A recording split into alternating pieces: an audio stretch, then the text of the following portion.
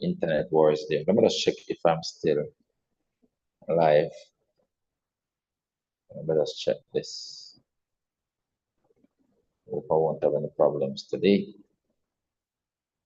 Let me just check this quick. All right. All right. So what I'm going to do, I'm going to send this link to the class. So for them to see that I'm actually doing the paper. They don't know that I'm doing the paper. So I'm just going to share this link with them before I begin. Let me share the screen. I have not shared the screen as yet. All right. So is it? All right. So we're going to share this now. It's going to share this link with them.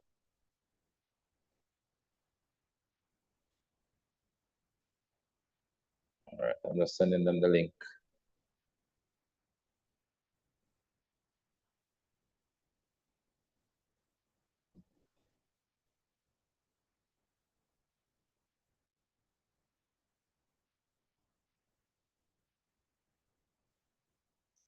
I'm going to see to them live now. That's all I'm going to say. Live now. So they don't know that this is coming. All right. That's all I'm going to see. Live now.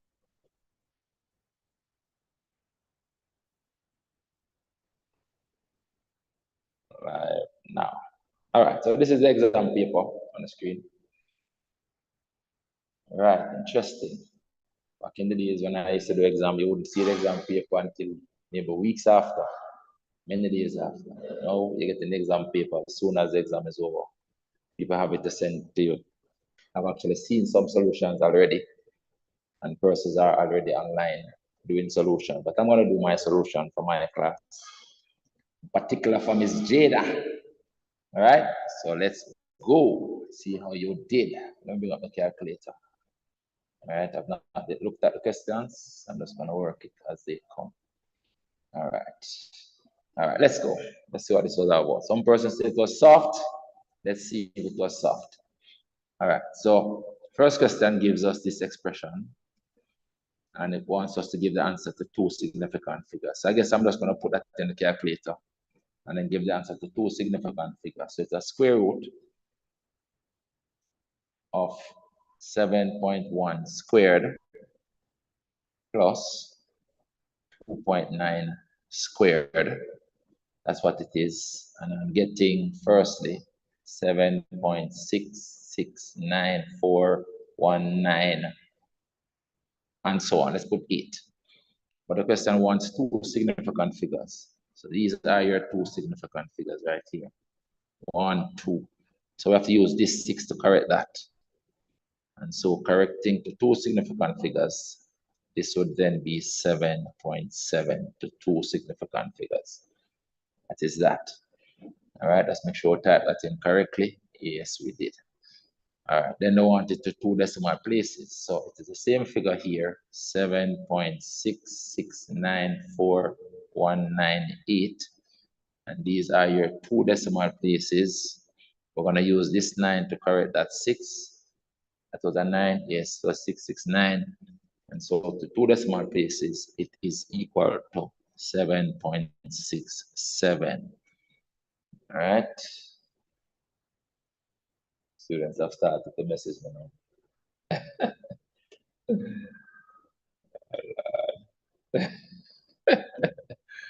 All right.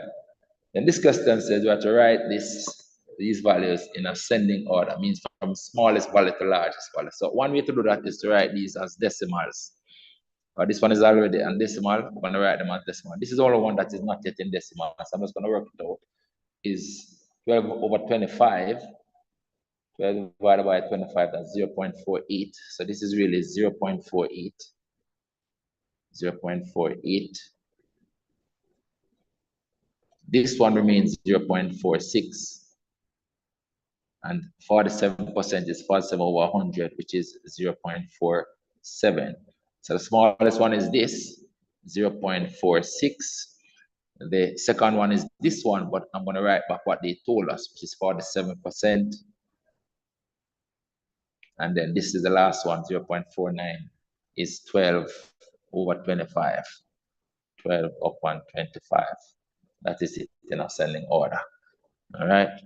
Nice and easy so far. This question says, was that Mahendra and G shared this amount of money in the ratio 7 to 5.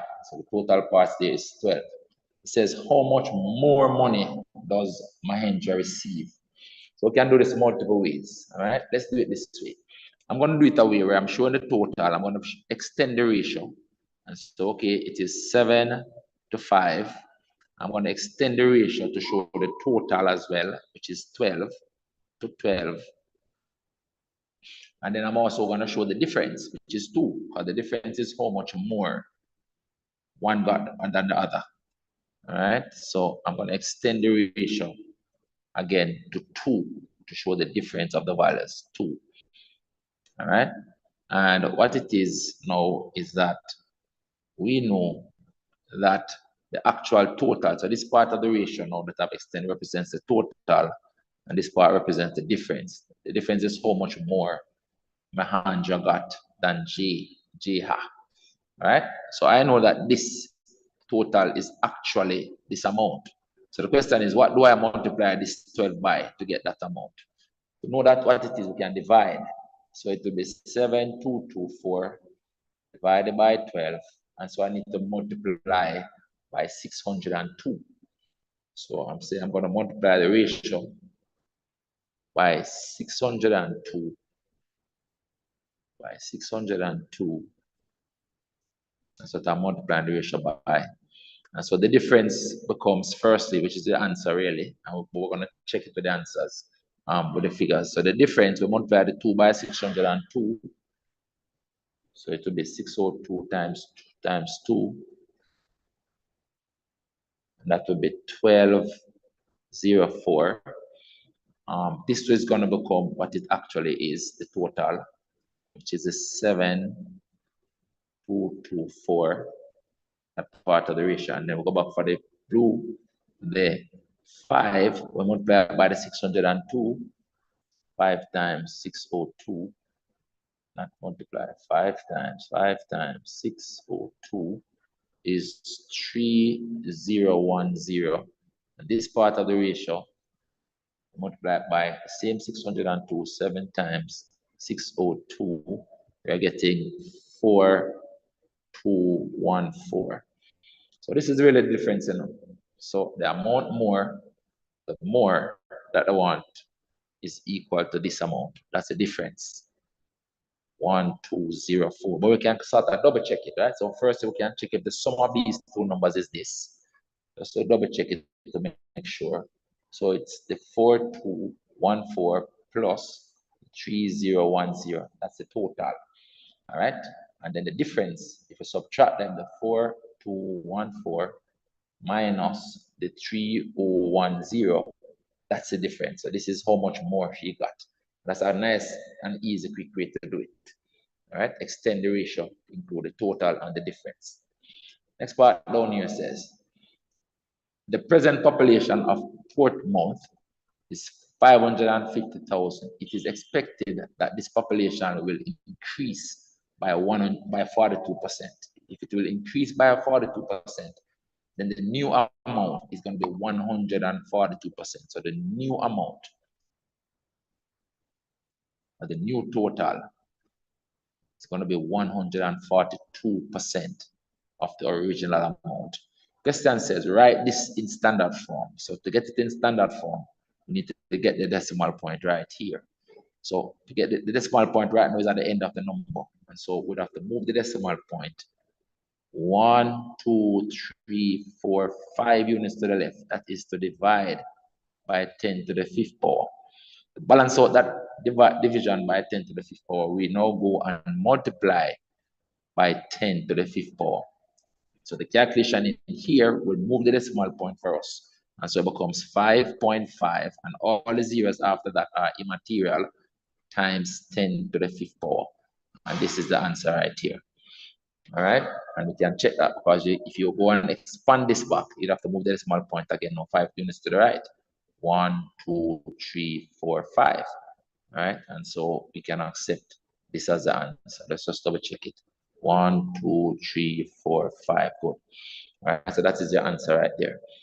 Then it says calculate the expected population in 2030. It's going to be 142% of what it was. So it's going to be 142% times the original amount of 550,000. That's what it is. Simple as that. So you increase it by 42%. So the new amount, the new total is 142%. And when you're 42%, you can put it in the calculator or you can write it as 1.14. So I'm going to write not 1.42, 1.42 times the 55,000. And the new amount is going to be 781,000. All right, 781,000. And you can check it because if you want to check it, what we can do is subtract back the original amount from this. Just to double check it and show that it is true. So it's 751. We don't have to put on the 1,000 minus 550. That is the increase. All right, and if we divide that increase by the original amount, which is 231 divided by 550, we get the 42%. We multiply that by 100. So that actually is a proof that it is correct. All right, but let's continue. I want to spend too much time on this now. This question now says, graph below can be used to convert US dollars to EC dollars. All right, so up here we have the US dollars, down here we have the EC dollars. And that's a straight line relationship. All right, it says using the graph, so we have to use the graph. We have to convert 2 US dollars to EC dollars. So it means then we have to find the 2 US dollars on the y-axis, or on the vertical axis, yes, the y-axis, and come across on the graph and read it down. So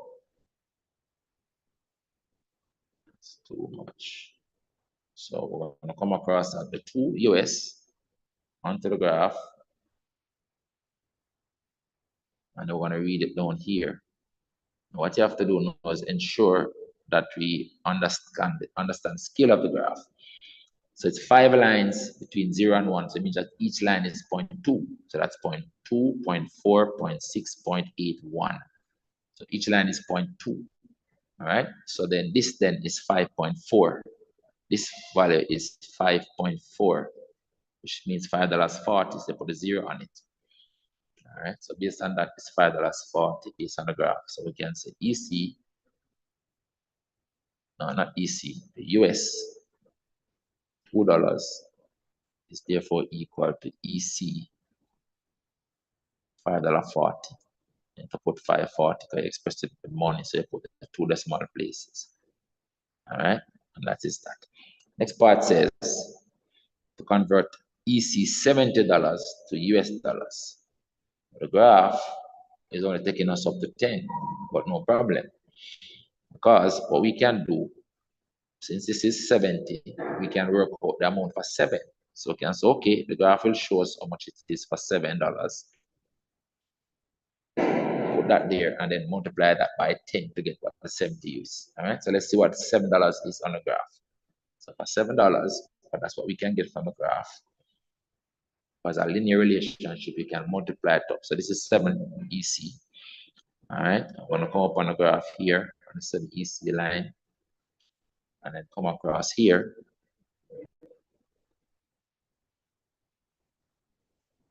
And that is the US. That's 2.6. That's 2, 2.2, 2.4, 2.6. So this is 2.6.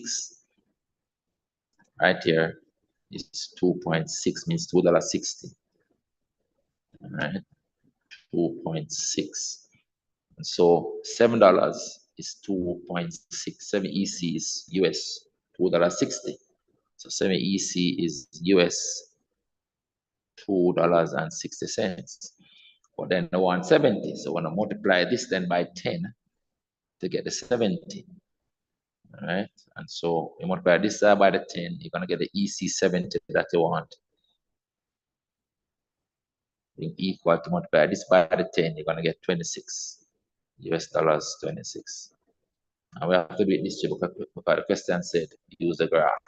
Now, having gotten this conversion, we could have actually gone and used calculation to get this.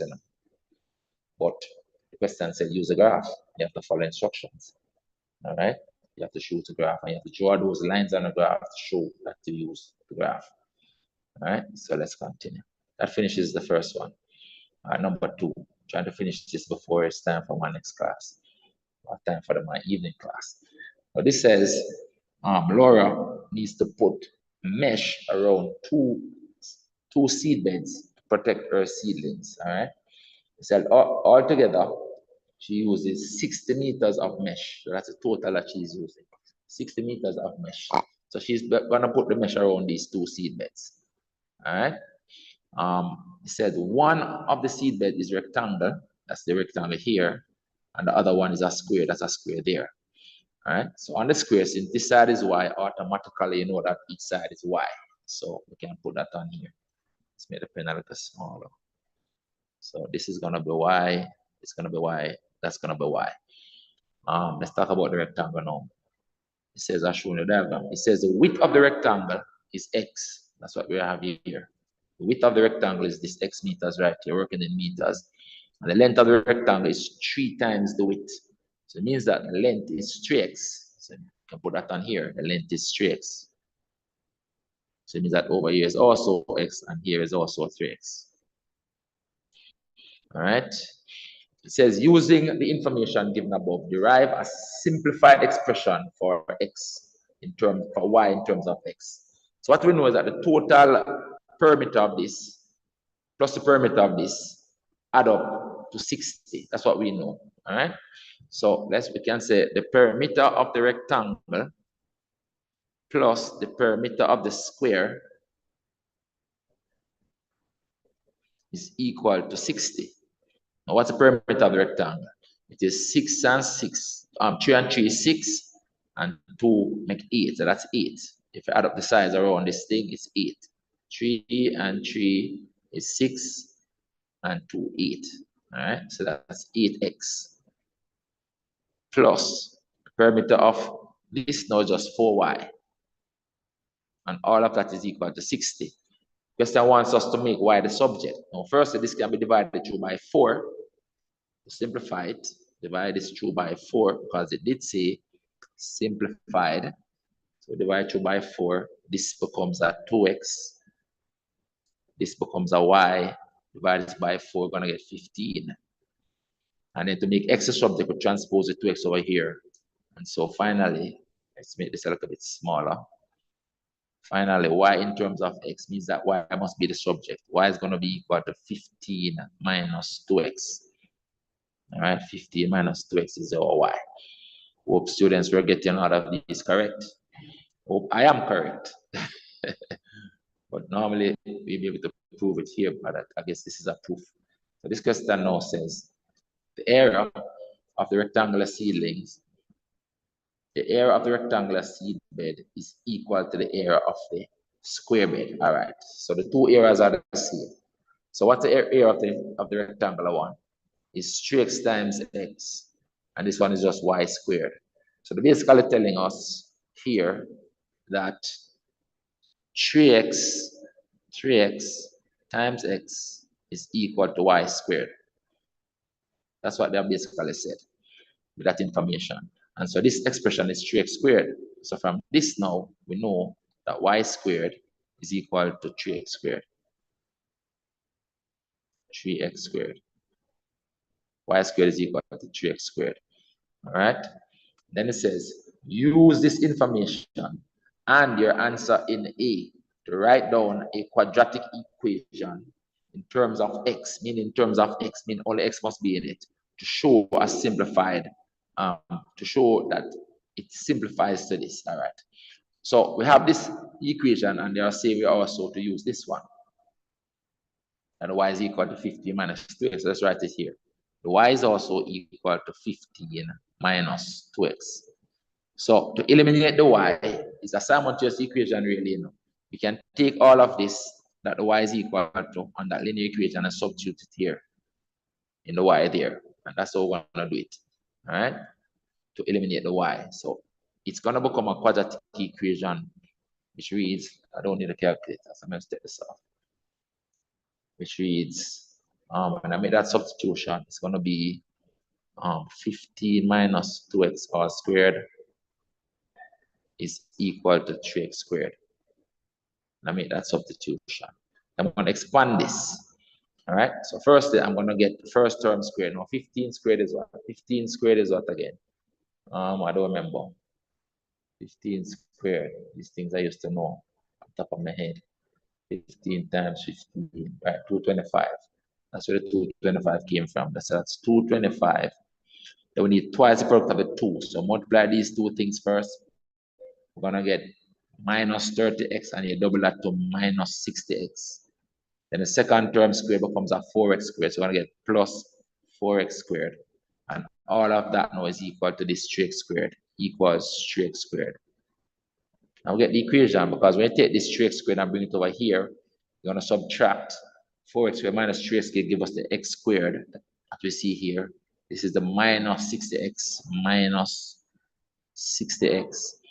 and this is the plus 225. Plus 225, and all of that is now equal to 0. All right, that is that.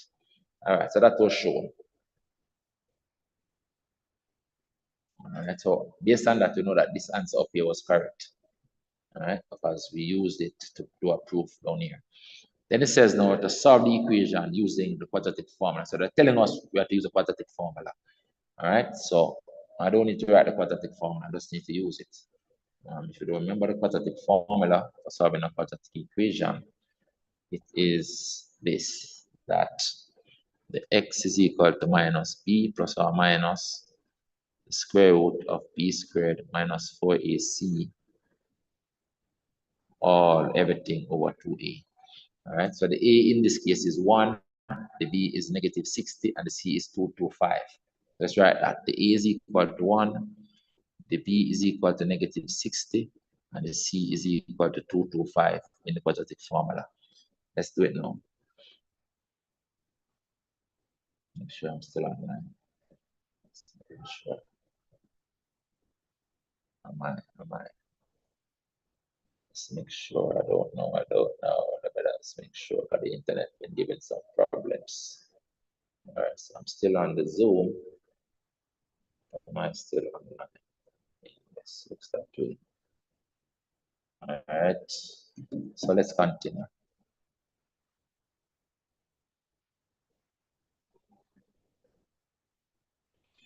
All right, so I'm going to use the quadratic formula here now. And so I'm going to get the x, the substitute in the values now. The x equals minus b, that's minus this negative 60. That becomes a positive 60 plus or minus the square root of the b squared, that's a negative 60 squared. B squared, let's shift this over, shift this down. Or do we? Minus 4 times the a is 1, times the c is this 225.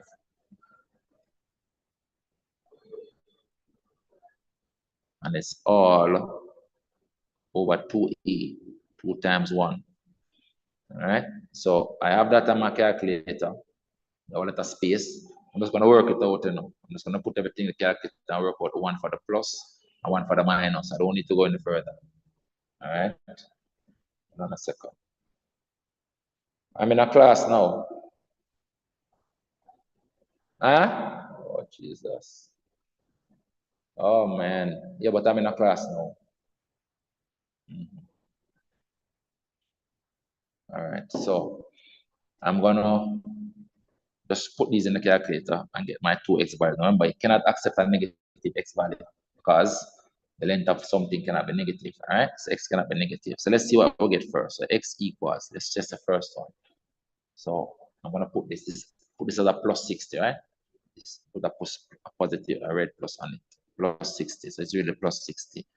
So I'm going to put the fraction. I'm going to put the 60. I'm going to put the plus first, square root.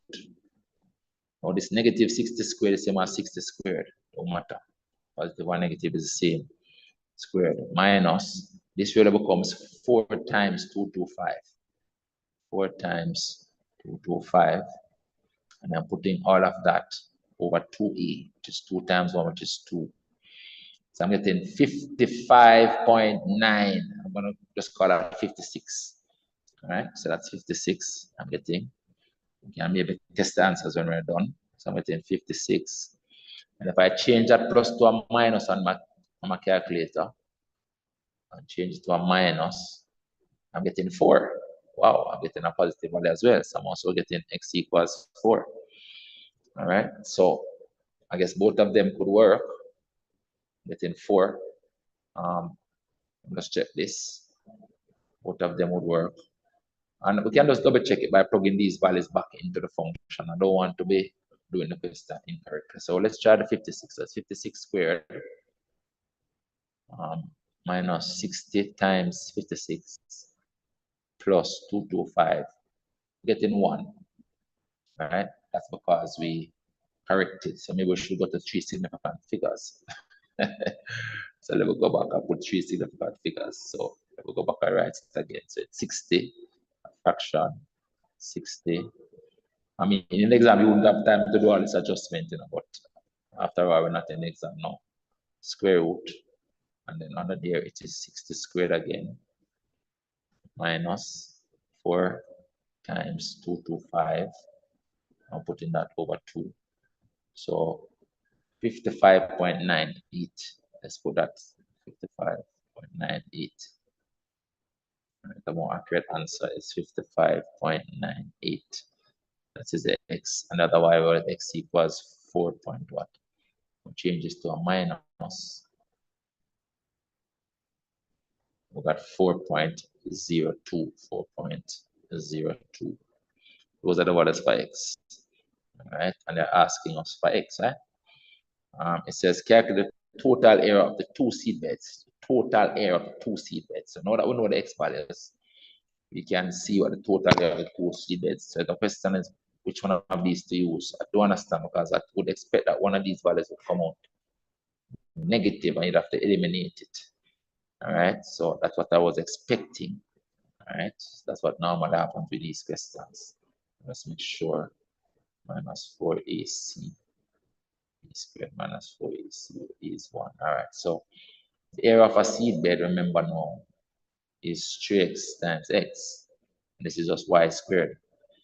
All right, and one area of both, so we need to calculate the value of y as well. What I think. So if we're using x equals 55, we have to see which of the values work. We have to go and see which of the values work. All right, so I don't like this question because we're getting 2 values that can work. So the area of the rectangle bed would be 3x squared, which would be 3 times the 55.98 squared. Let's see what that is if we use that value.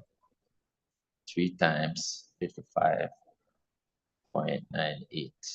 That would be 167. I think maybe what it is that we have to see which one of them would give you about the 60 meters length of wire. Right? Because the total length of wire was 60 meters. I don't like the fact that I'm getting 2 positive values. All right, so we can try back in this. So the total length was 60.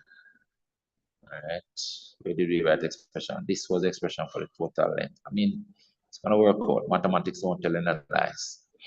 All right, so that is the area of the first one, meter squared, and the area of the square, and they said that the 2 areas were the same, right? Total area of the 2 beds, so you have to multiply by 2. That's what they said. The area of the 2 beds was the same. The area of the rectangular bed is equal to the area of the square bed. They're the same, right? So 2 of them is the same. So the total area is 2 times that. So total area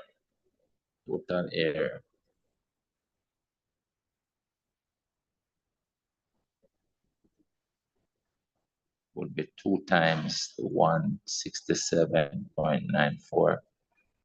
So multiplying this number by 2. All right, it's 3x squared. I don't put on the square yet. Sure. That is not correct. I need to square that value.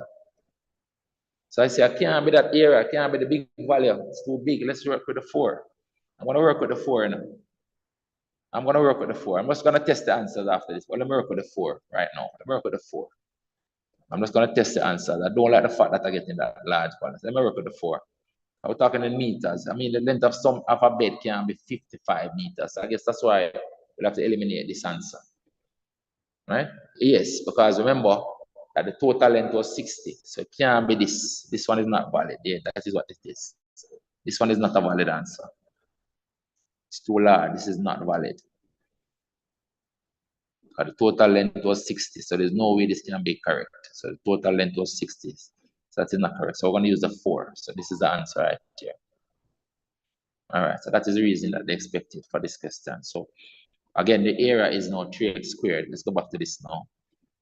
Area of one bed is 3 times x squared, which becomes 3 times 4 squared, which is 3 times 16. 3 times 16 is 48.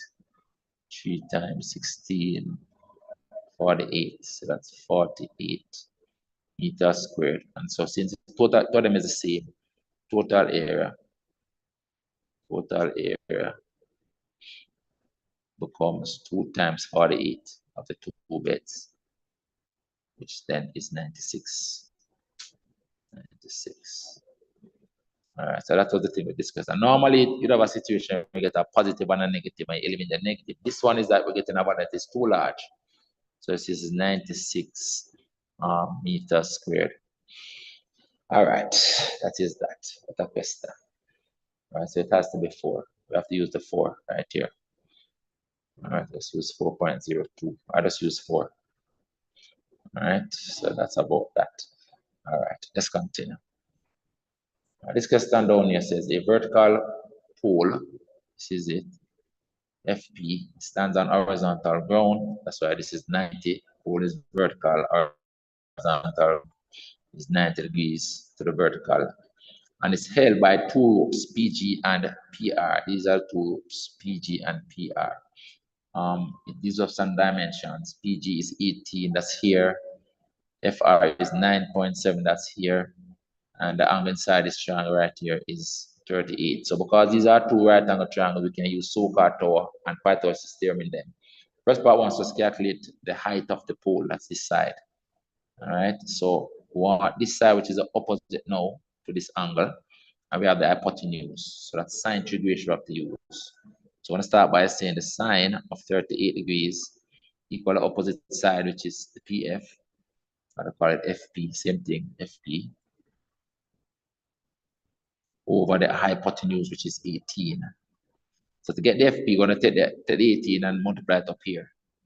And so the FP is going to become 18 times the sine of 38 degrees. All right, and we're going to get that in meters. So let's just work that out. 18 times the sine of 38. And so that is 11.1. 3 significant figures make it 11.1. 11.1 meter. All right, that is that. Next part says find PR. PR, the length of piece of wire over the other side, right? So that's this length over here. So we now know that this side is 11.11. Let's put it on there. So we now know that this side is 11.1 meters. So we can work in this triangle and use Pythagoras theorem. Right? So that's hypotenuse. Pythagoras theorem we're going to use now. So the PR is going to be the square root of the 11.1 squared plus the 9.7 squared. Pythagoras theorem. I'll work that out. So it's going to be the square root of 11.1 squared plus 9.7 squared. That becomes 14.7. What is that again? Meters. All right, that is that.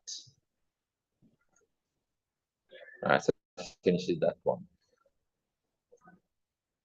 Hold on a second, guys. I'll make a quick call. Just give me a second. 1 second.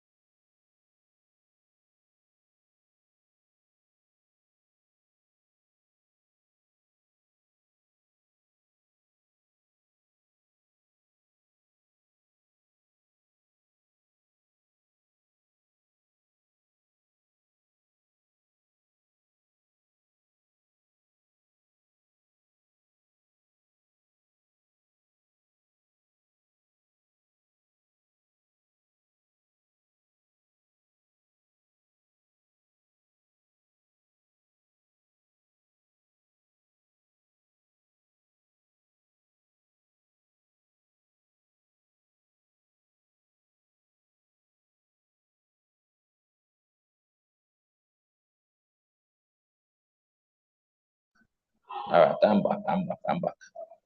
All right, so sorry about that. All right. Next question, part B. It says in the diagram below, PQ is parallel to MN. So these two lines are parallel, and LRT is an isosceles triangle. So this triangle here, LRT is isosceles. All right, so based on this diagram, these two sides must be the same length. They indicate which sides are the same length, but just looking at it, those two must be the same length. All right, and these two lines are parallel. So once you have parallel lines, you're thinking Z angles and so on. So for example, I can say Z angles right here, right away. So this angle is equal to this one, 28. All right, but let's continue. It says SLT is a straight line. That's a straight line right there. And we are to find the value of X. X is this angle up here. All right, so let's look at it. So firstly, since this is an isosceles triangle, I'm able to find these two angles here. I also know this angle here is 28 degrees because of the Z. So I'm going to put it on there in blue. So this angle is 28 degrees because of the Z angles. All right, and then now what it is, if you look at that X, the X is on this cross line over here. And so it's vertical opposite to the total of these two angles. So if I can find the X inside this angle here, then I can add it to 28 and that's my X. And how we could have looked at it is that this X angle here is the same angle down here. Same X degree. And so if I can find this angle here, I can do 180 minus this angle to get the X. So let's try both ways and see what happens. So first I'm going to find the angle in red here. It is 180 minus 28 divided by 2 because it's an isosceles triangle and these two angles are equal. So it's 180.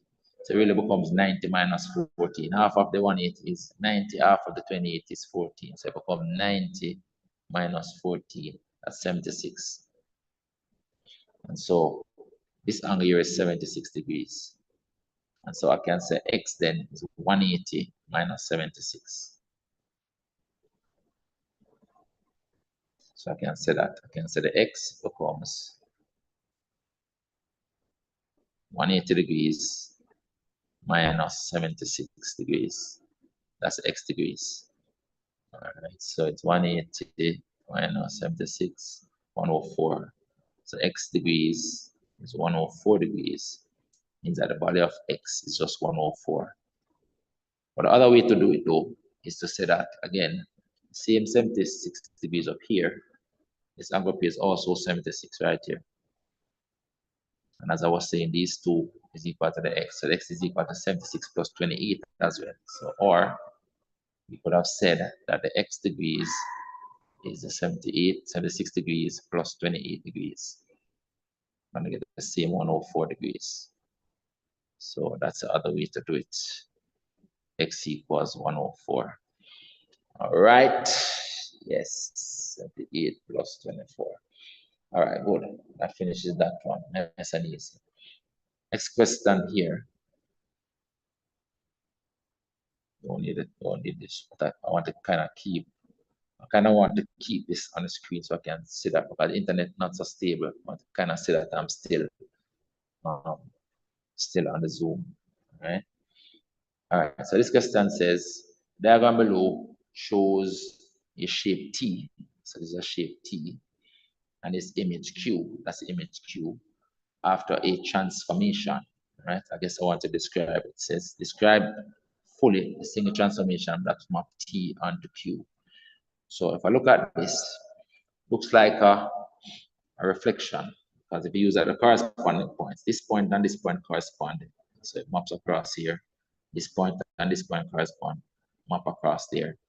This point and this point correspond, map across there. This point in the 90 and this point correspond, map across here. So our mirror line is going to be right down the middle of the graph. Another way I could know it's a reflection is to check the orientation, because I could give the points on it. Letters, for example, A, B, C, D. And corresponding points on this will be A. The 90 is where the B is, B, then C, then D. So the orientation of this one, or the first one, the T is this way, A to B to C, but A to B to C, and the other one is the other way. So that's the one with a reflection, because reflection reverses orientation. So when there's a reflection, that a person might look at this and think it's a rotation, but it's not a rotation, it's a reflection. And the mirror line is right on the middle here. That's your mirror line. Let's put that in blue. Let's put it in red. That's what I mean. So that's our mirror line. Passing down the points where the x and y values are the same. And so it's the line y equals x. This is the line y equals x. So this is a reflection line y equals x. That's what it is. All right, a reflection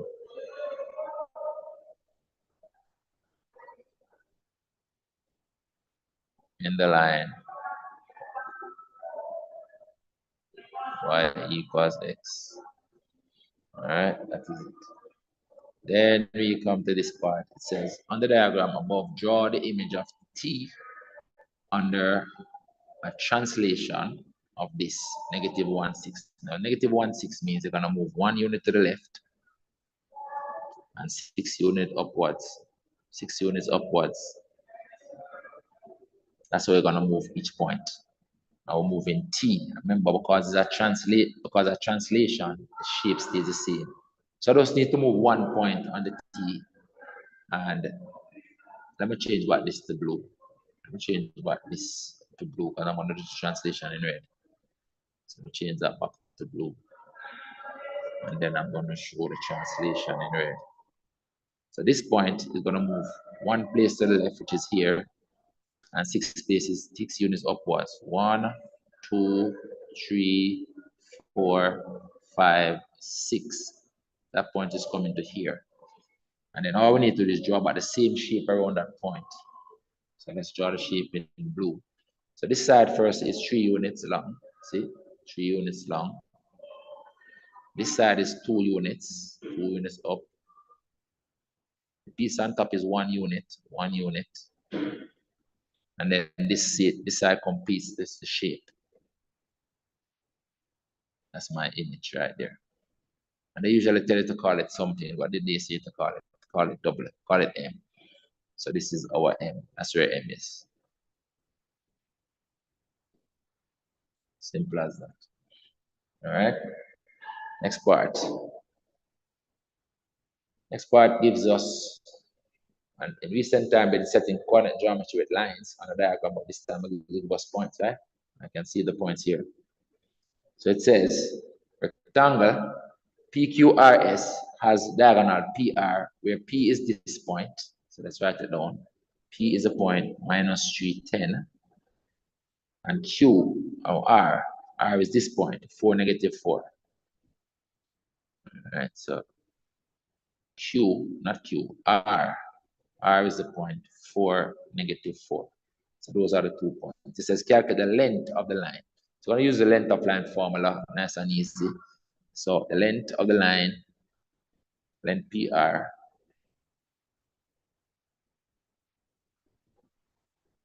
would become the square root of the difference in the x value squared.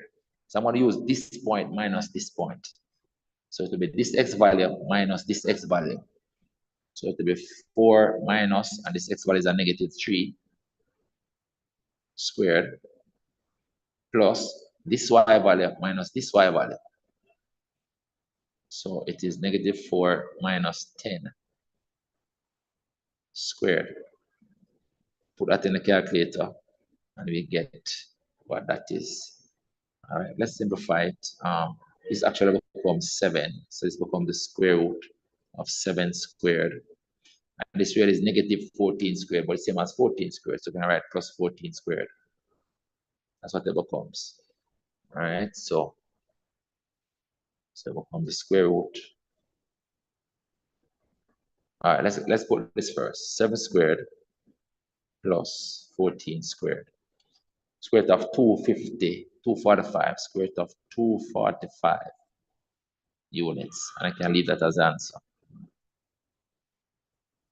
All right, I can leave that as answer. Let's work this out and leave that as answer. Because will it become an actual, will it become an exact value? No. I put the square root on it. Square root on it. It's 15.6. I prefer to leave this as the answer right there. Question said determine the equation of line PR. So to get the equation of a line PR, the first thing we need is a gradient. We need a gradient on a point, but we have 2 points that we can use. But we need a gradient. To get the equation, we need the gradient. So this is it. The gradient of PR is difference in y over difference in x. And again, we're going to use this point minus this point. So the difference in y will be this y value minus this y value. So that's a -4 minus 10 over the difference in x, which is this x value minus this x value. So that's 4 minus a -3. That becomes -14 over 7, which is -2. That is the gradient. Now we're going to use this. So we're using this point to get the equation. So the equation, if using that point P, is going to be of the form y minus yp equals the gradient of PR into x minus xp if we're using the point P. So this is called a point gradient form for the equation of a line. And so it's y minus the y value at the point P. What is P again? I'm going to write it up here. P is the point. P is the point minus 310. Minus 310. Let's just write it here. So using this point and this gradient out here to get the equation. So it's y minus the y value at P right here is 10 equals the gradient is -2 into x minus x value at the point is -3. So subtracting a -3. I'm going to put a plus right here because this minus minus becomes a plus.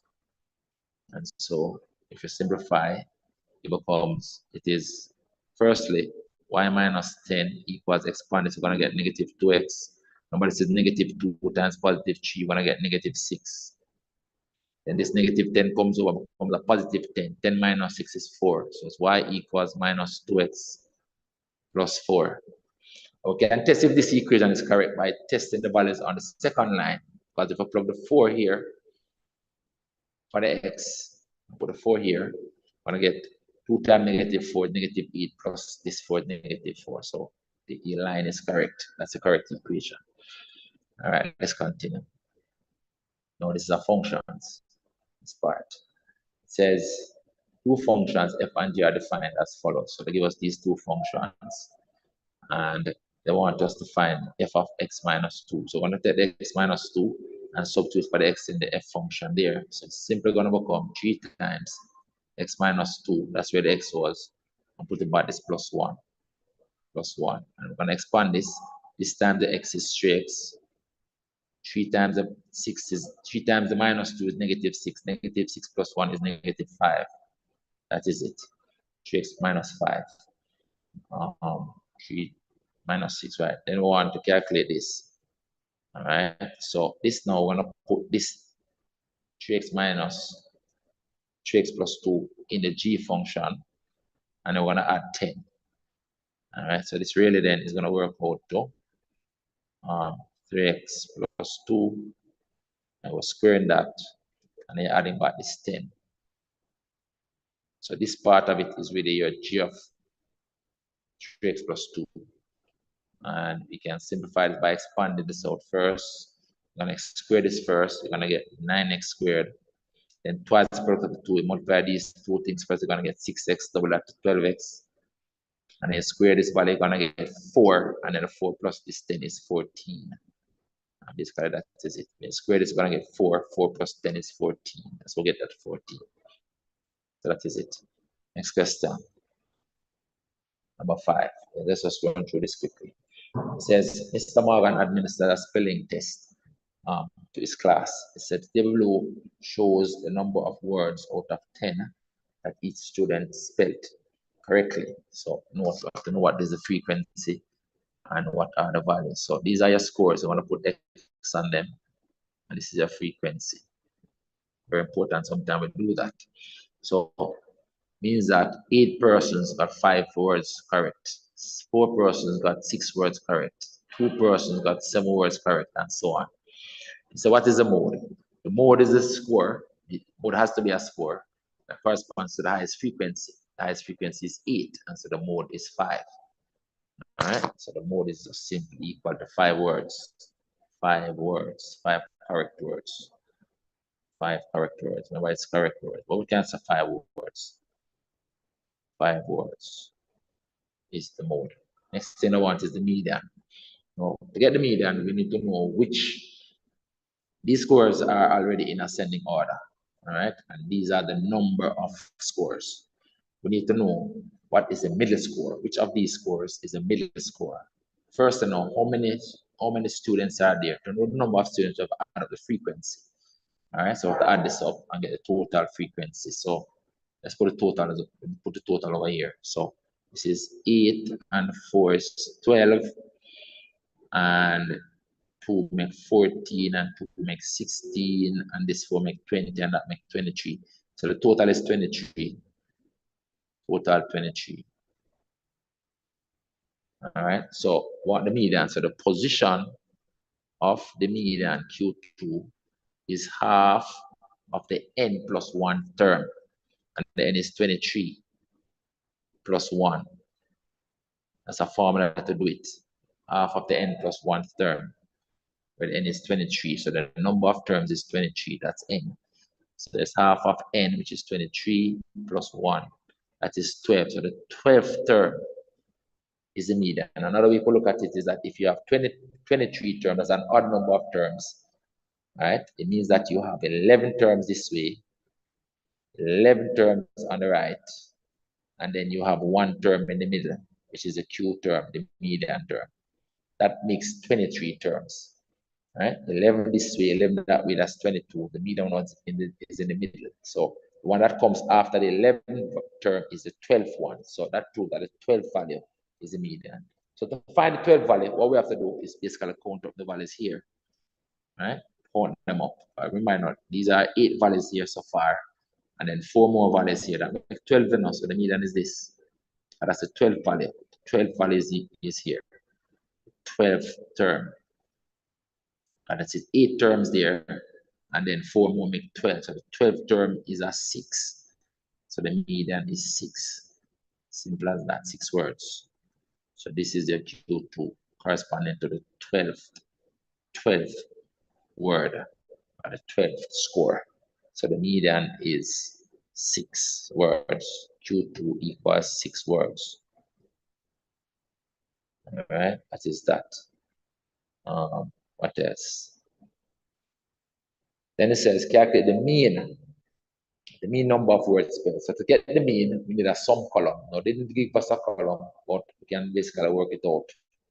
You can put in a sum column. So you basically need to sum the f and the x to get the sums, right? So since I didn't give us a table, we can actually work it out. So we need a sum of fx, which is sum of all the scores. We need to sum that, right? So we basically multiply these values to get the sum of the number of words. So total number of words divided by the total number of students. All right, total number of words correct divided by the total number of students, give it a mean. How do we get the total number of words? We multiply the frequency by the score. But what we're basically saying is that 8 students got 5 words right. That's 40 words so far. So it would be 8 times 40. That's 8 times 5. Let's show them the sum of the product down here. So it will be 8 times 5 plus the next pair is 4 and 6. 4 times 6 plus the next pair is 2 and 7. 2 times 7, and then 2 times 8, and then 3 times 9. Let's shift this over some more. Just because I can't squeeze it up on that table there, so I'm bringing it down here.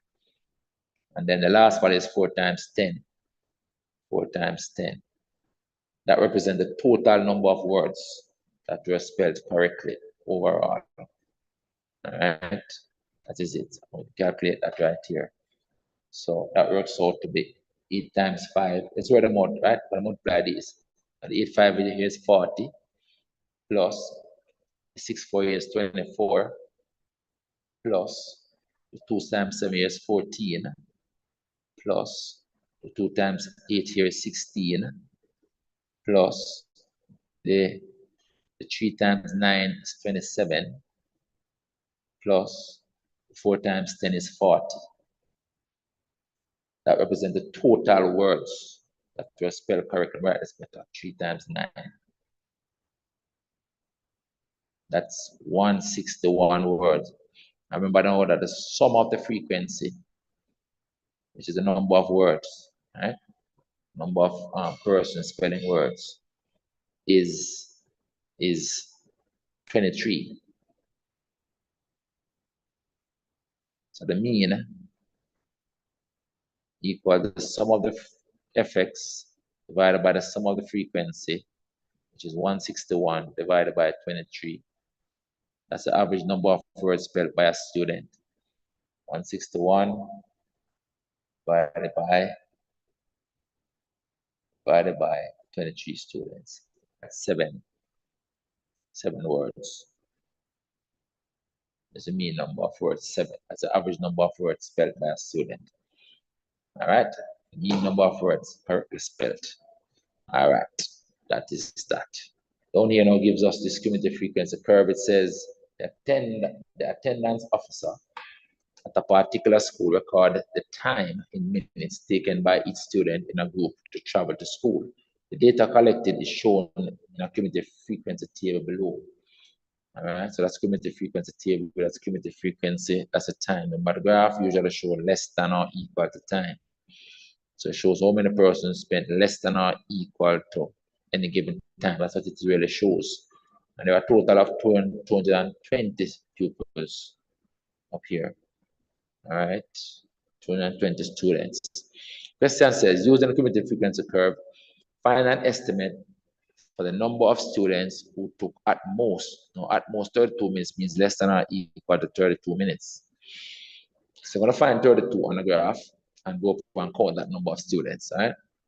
And that's what it shows anyway. It shows less than or equal to any time. So 32, let's look at it now. Let's look at the scale. So the first day, there are 5 lines between 0 and 10. So it means that each line is 2 minutes. So that's 2, 4, 6, 8, 10. So each of those lines is 2 minutes. So if you want 32, you're on this line. That's 32. So you come up on a graph on that 32 line. Looks like it's coming right up to here. Come across and read that. And on the y-axis, let's look at it now. There are 5 lines up to 20. Right? So that's 20 divided by 5. So each line is 4. I've always established it. So this is like 4, 8, 12, 16, 20. So on the y-axis, each line is 4. So here then is 4 below 60. So it's actually 56. Let's look at it. That's 40, 42, 44. No, we say each line is 4, sorry. Each line is 4.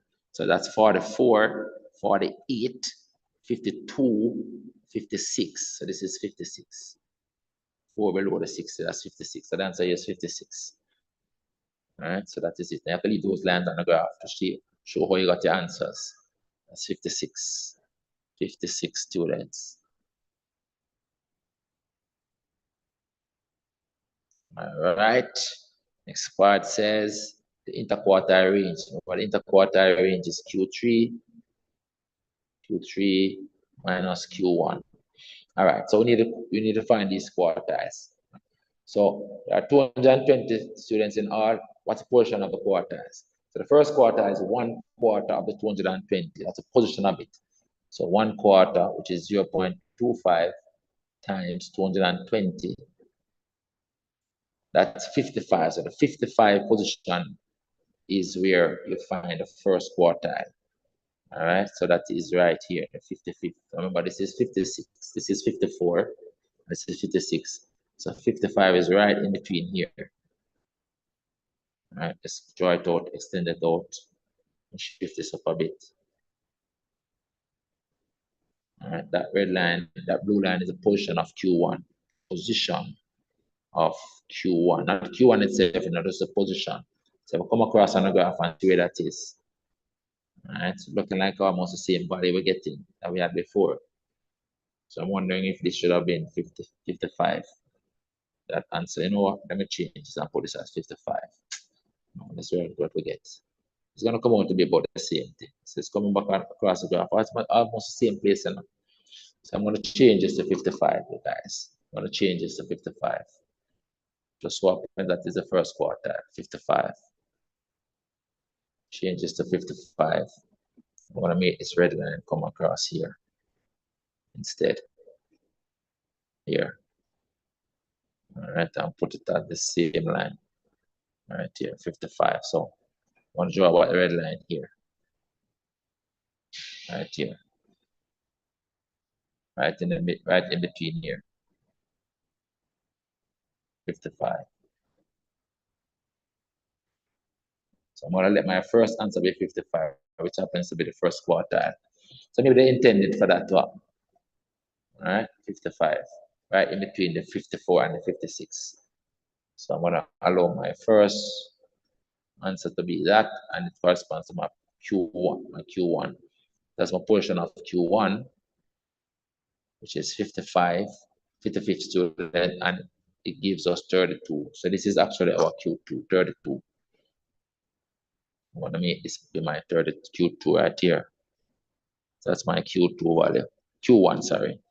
Q is 31 equals 31 minutes. Then I need Q3. Portion of Q3 is 3 quarters. So it's 3 quarters, right? So 3 quarters is 0.75. 0.75 of the 220. So I need a 165th student. 165th student is an upper quartile student. So 165. So remember, each line is 4, guys. Each line is 4. So let's do this. So this 160. That's 164. Let's make a mistake, but each line is 4. Just making sure of this, let's make sure of this. Each line is 4. Let's make sure of this. Hold on. So this is 44. 44. Let's make sure of this thing.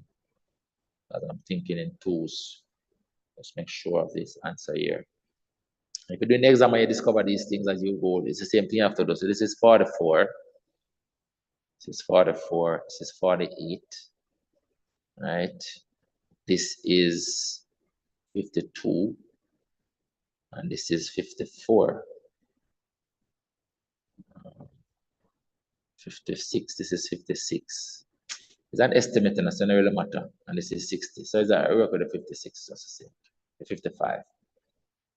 I work with the 55, no problem.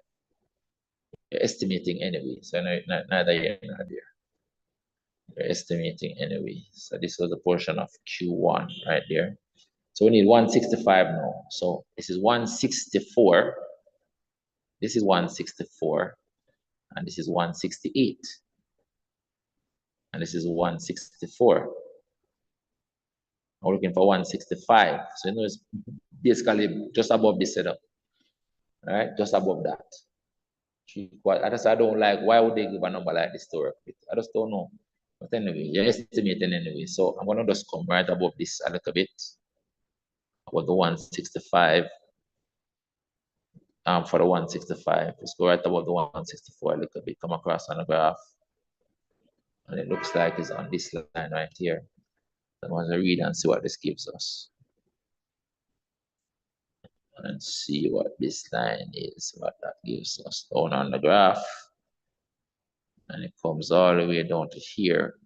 And that is 54.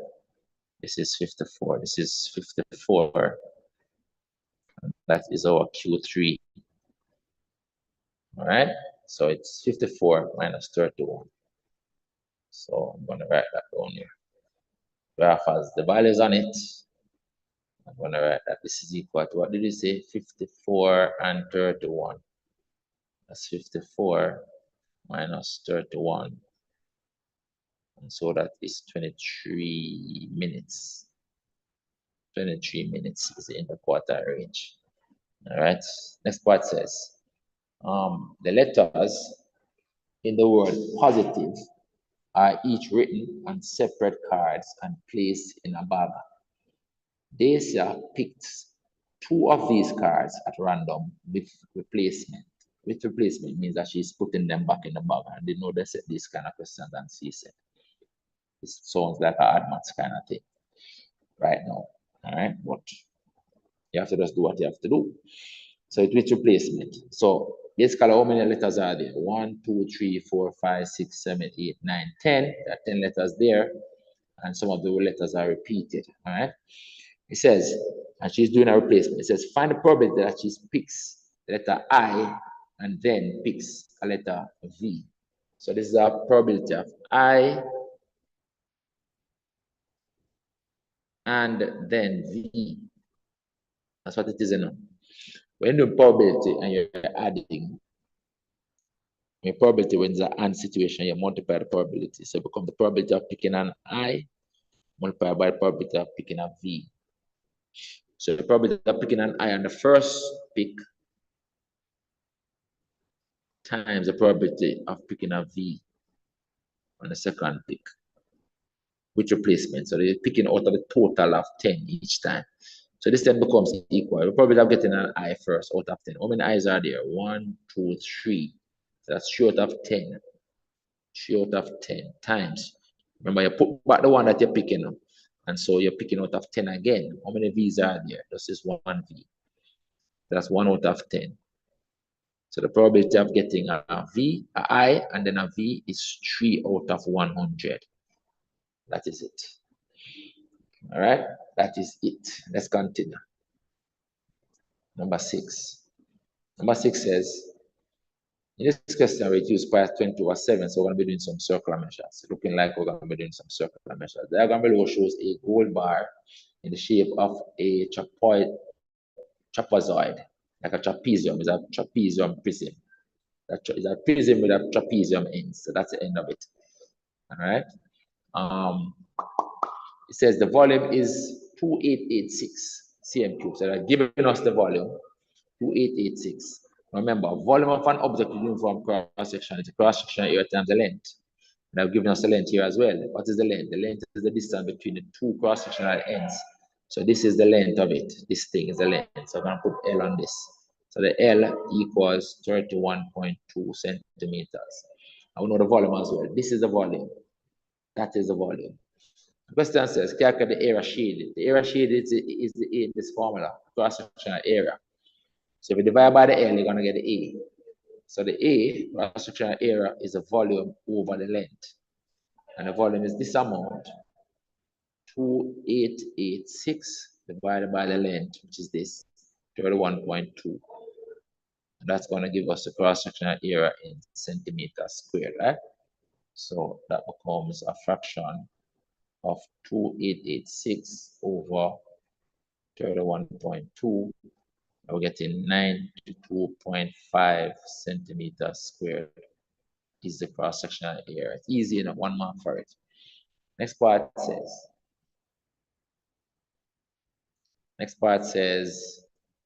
the cuboid-shaped gold bar shown below, so it's a different shape now, has the same volume as a trapezoid. So this volume is also 288. What is it? 288 what? 2886 cm cube. That's the volume using the same kind of calculation. Cross-sectional area times the length. So this one now, the cross-sectional area, we're going to use this as our cross-sectional area. All right, I'm going to use this as our length. So this becomes our L right now for this one. So this is our L on this one. And the cross-sectional area is that rectangle. This is our L. And these two ends are the same dimensions, right? So if this is H, this set is H, then this is also H. Same dimension, but the two ends are the same dimensions. I'm going to do it that way as well. So this is also H. So if this is 8 centimeters, then the A on this shape the A, the cross-sectional area, is this times this. As is the A on that shape, cross-sectional area. So the A on this shape is 8.2 times H. That's the cross-sectional area on this solid centimeter square. Question says we have to calculate the height. That is it. The volume is the cross-sectional area times the length. So we're going to plug what we know into this formula and find the H. And the volume is this figure. So we can say 2886 is equal to, the pen a little bit thicker, right? And look kind of thin. All right, and that 2886 is equal to the cross-sectional area, which is now this value. That's 8.2 H multiplied by the length, which is this 30.6 multiplied by 30.6. Trying to find the H inside here is going to divide 8.2 and the 30.6 under the 2886. All right, so let me just shift this up a bit. I'm going to shift this over here. That's what we're using. I'm going to shift this calculation up here. Cover a lot of space. All right, so you can see that the H is obtained now by dividing. So the H becomes equal to 2886 divided by, let's make this up right, 2886 divided by the 8.2 and also divide by this 30.6. That gives you the H in centimeters. So that's how we have to work out now. So it's a fraction 2886 over 8.2 times 30.6. That's 11.5. 11.5 centimeters is the height of that thing. All right, that is that. Write this formula a little brighter here. I'm going to save this document when I'm done. Okay, let's continue. Down here now says the trapezoid goal bar. That's the first one, you know. First one up here. All right, where the volume was this. What did they do with it? It is melted down, and all of the gold is used to make 6 identical spheres. So I've taken the trapezoid and I've converted them into spheres. Remember, spheres are like some little balls, right? They have a radius, they have one dimension working, which is the radius. It says calculate for each sphere, the radius. All right, so what we know is that the total volume is the same. So look at this now. The volume of the trapezoid becomes 6 times the volume of each sphere. That's what it is, you know. Like 6 of them it made. So the volume of the whole trapezoid is 6 times the volume of the sphere. All right. So they want us to calculate the radius. So can I work that? The volume of the trapezoid, we know it. It was 2886 is equal to 6 times. What's the volume of a sphere? So they give me the formula right here for the volume of a sphere. 4/3 pi r cubed. 4/3 pi times r cubed. So this pi is 20/7. I'm just going to write 20/7 because I'm using it, right? All right, let me leave it for now. You know, let's write. Let me put that it is 22/7. So this pi is 22/7. So to find the r, we have to transpose. What do? We divide by this 6. Okay, I'm put this as one expression, you know, because this now is 6 divided by this is 2. 2 4 is 8. So we're dividing by 8. All right. So let's see what the r cubed becomes. The r cubed becomes the 2886, and all of these numbers become 8. I'm going to put the 8 under here, divide under the 8. And I'm also going to divide under the pi, and the pi comes under here as 22/7. And then I don't want this cube, so I'm going to cube root both sides. So I'm going to take off this cube and cube root this side. Do I have enough space? Let me do it here. So I'm going to cube root both sides now. So the r becomes the cube root of this thing. 2886 over the 8 times 22 over 7. I'm just leaving all the values there so I can just do one calculation. I just put everything in the calculator and get the radius one time. So I'm going to put a cube root of a fraction 2886 over 8 times a fraction under there again 22 over 7. And the calculator will work it out for you. 22 over 7. I'm getting 4.86. That's the radius. 4.86. 4.86 centimeters. 4.86 centimeters is my radius. All right, that's what we did. Let me shift this over a bit. Shift this over here.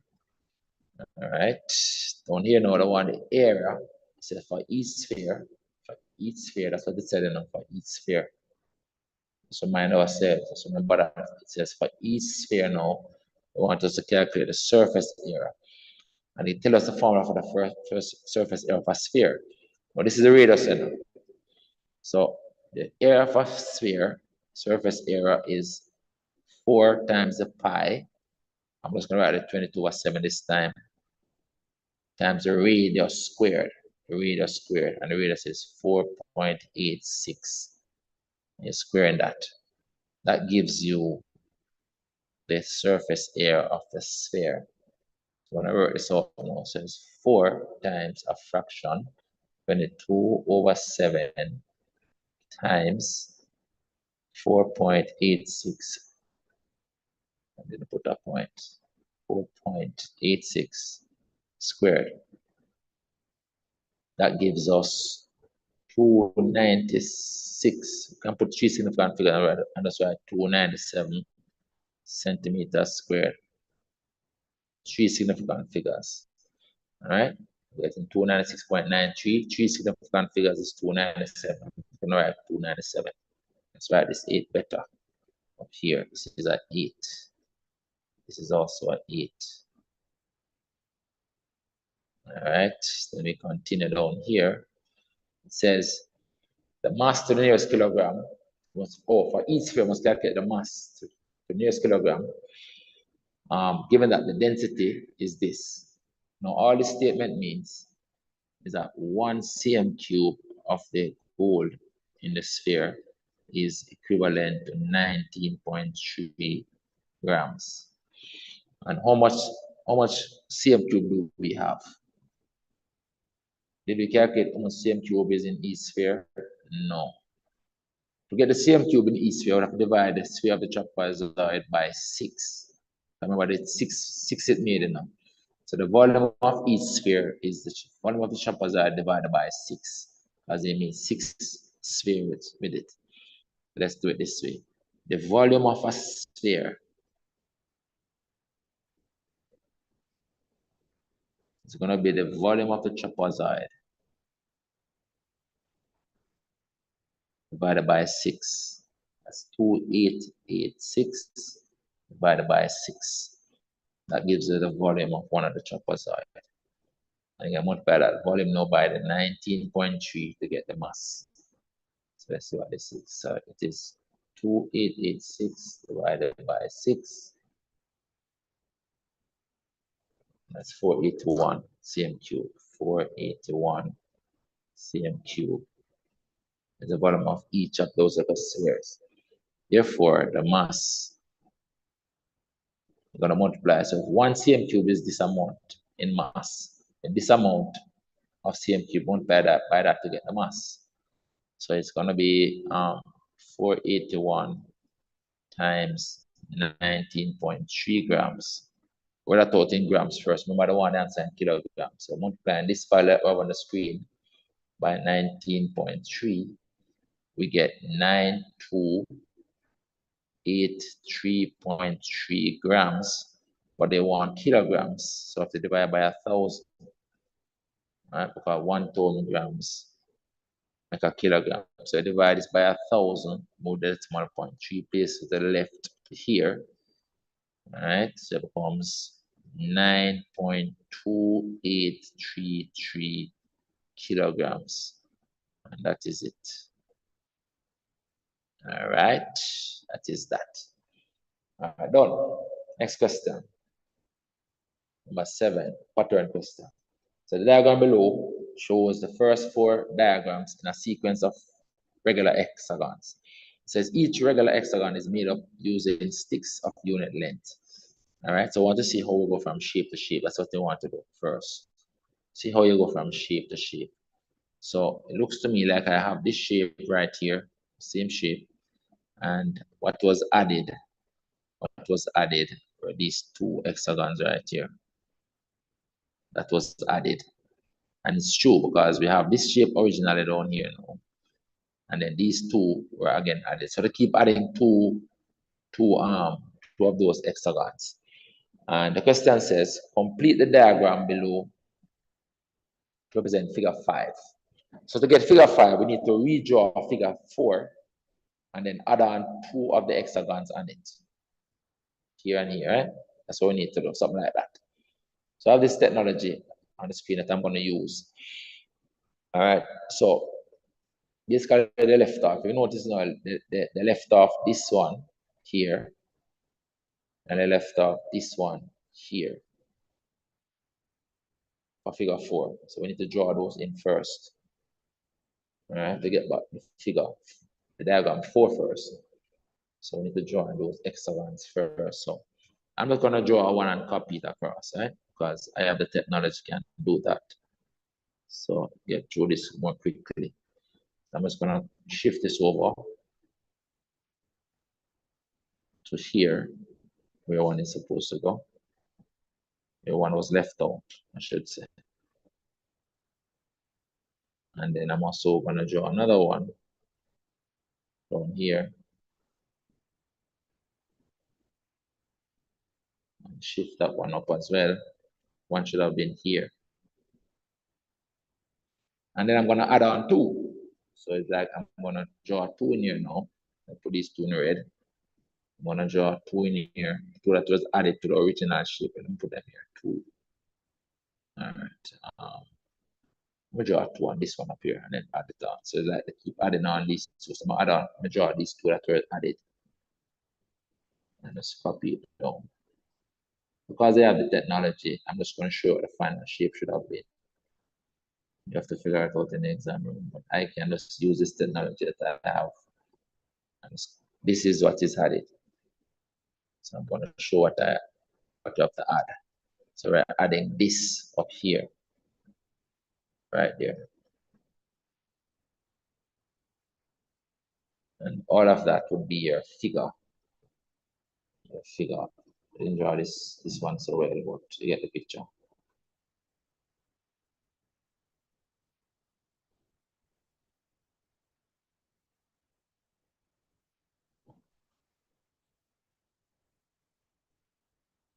Something like that. So we can just set it up. This is supposed to join here, this join here. This is join here. So it's all locked up, right?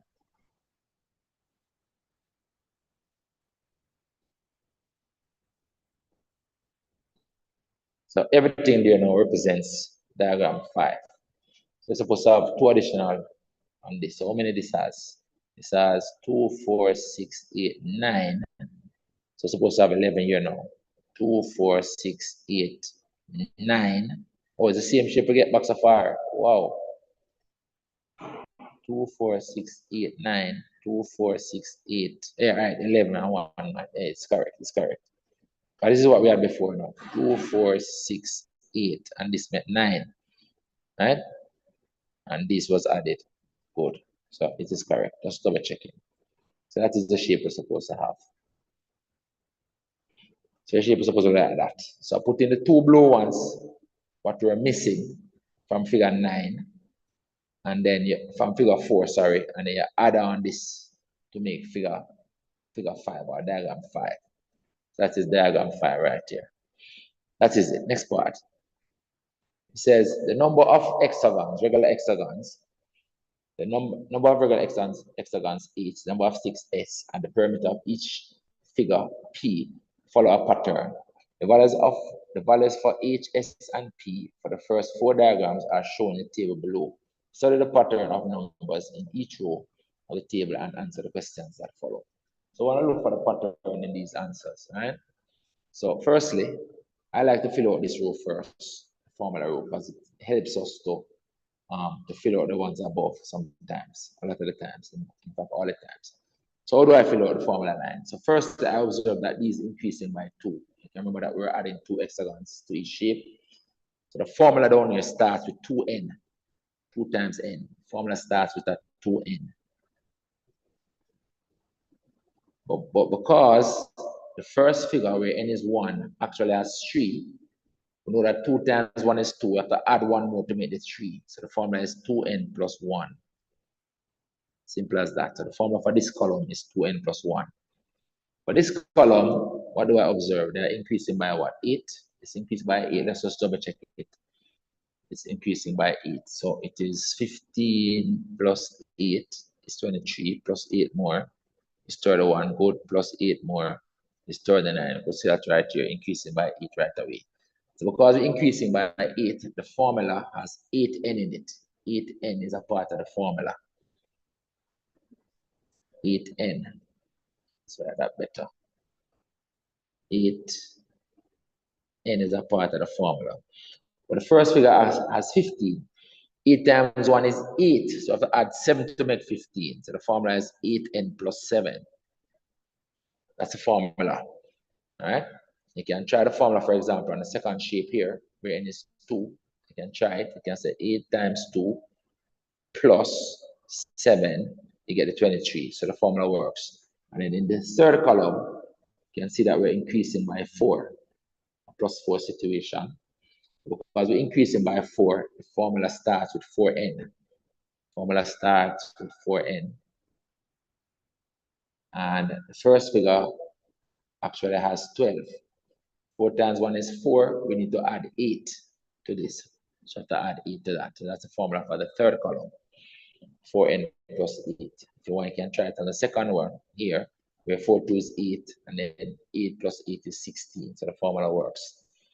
All right, let's fill out the other column now. So for this one, the n is 5. So we can get the next, that's absolutely the next shape. So we can just continue the pattern of the numbers. You can just add 2 to this and get 7 right and 11 right here. Or you could say drop the 5 on this n. 5 times 2 is 10 plus 1 is 11. We'll do that as well. Here we're increasing by 8. Right? Right? So we could do 39 plus 8 if we wanted, which is 47. Or you could take the 5 and drop it down on the formula here. You get 8 times 5 is 40 plus 7 is 47. And then here they fill out that one for us already. Then for this row, what it is that this number is equal to 2n plus 1. So the 2n plus 1 is equal to 47 in that row. So we can work out what the n is using that, right? So for this row, let's write it under here. 2n plus 1 is equal to 47 in this row. So what is the n? We're going to subtract 1 first and get 46 and then divide by 2. So get 46 over 2, which is 23. So this is going to imply that up here is 23. N is 23. You can test it. Drop by the 23 on that. You get 2 times 23 plus 1. 2 times 23 plus 1. Get by the 47 just to make sure. So the n is 23 there. And then now this one is done first, so we can test again. Drop the 23 on there. Just test it. Just to make sure. So it's 8 times 23 plus 7 gives us the 191. And so to complete this one, now we just need to drop the 23 on this formula here. Right? So it becomes 4 times 23. 4 times 23 plus 8. That's 100. So this is 100. All right, good. That is it.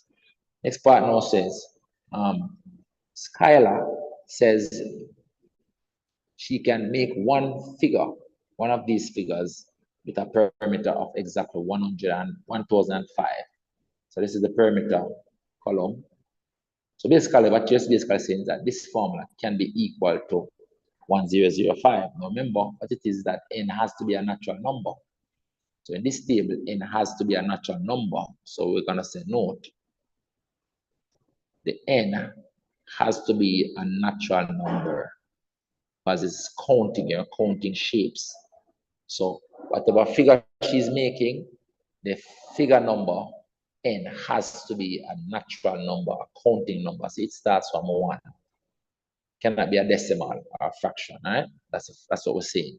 So if she's able to make this number parameter be this, then we're going to equate this formula to it and see what the n comes out to be. If the n comes out to be a natural number, then okay. If not, then you know that it cannot work. That is all. So my explanation here is to say, start by saying the n has to be a natural number. So we're going to test now. We're going to test if the formula will work for that amount.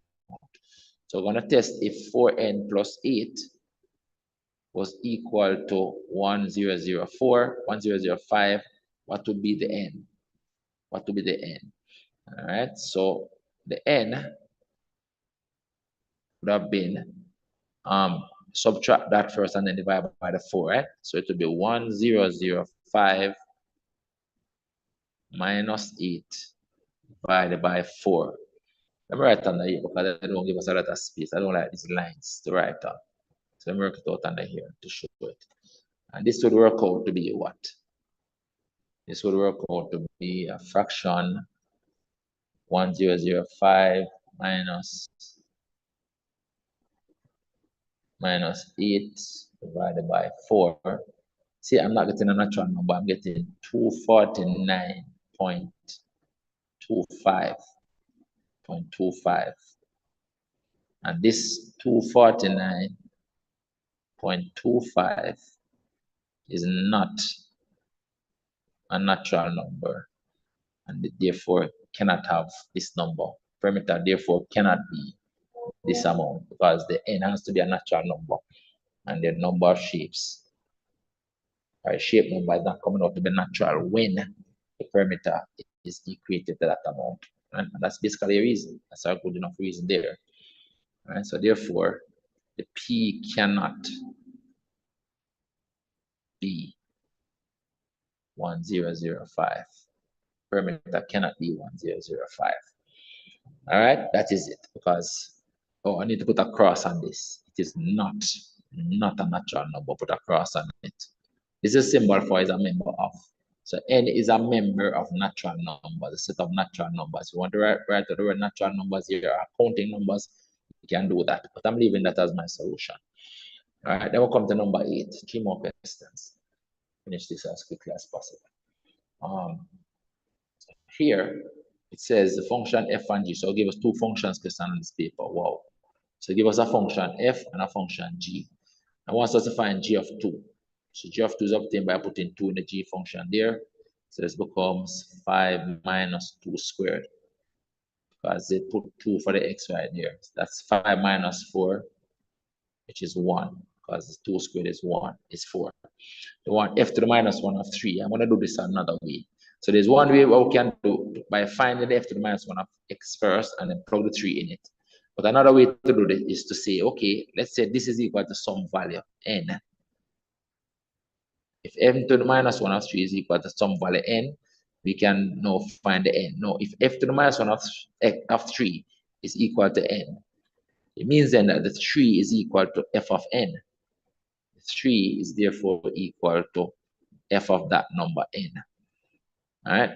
Why is that? Because that's the relationship between a function and its inverse. What it is that they are saying that f to the minus 1, the 3, is mapped onto some number n with f to the minus 1. So this number n is going to be mapped back onto the 3 with the inverse of f to the minus 1, which is the f. So if I apply the f to the minus 1 to the 3, I'm saying it's going to be equal to n. So if I apply the f back to the n, it's going to be equal to 3. All right, so that's what is happening here. So when I set up this equation and solve it for n, I would have found my answer. All right, so that's the method I'm using today. All right, so I'm going to say that the 3 is equal to f of n. So I put in f of n equals 3. So it is 3 equal to 2n minus 1 over 3. All right. 2n minus 1 over 3, and I'm solving for my n.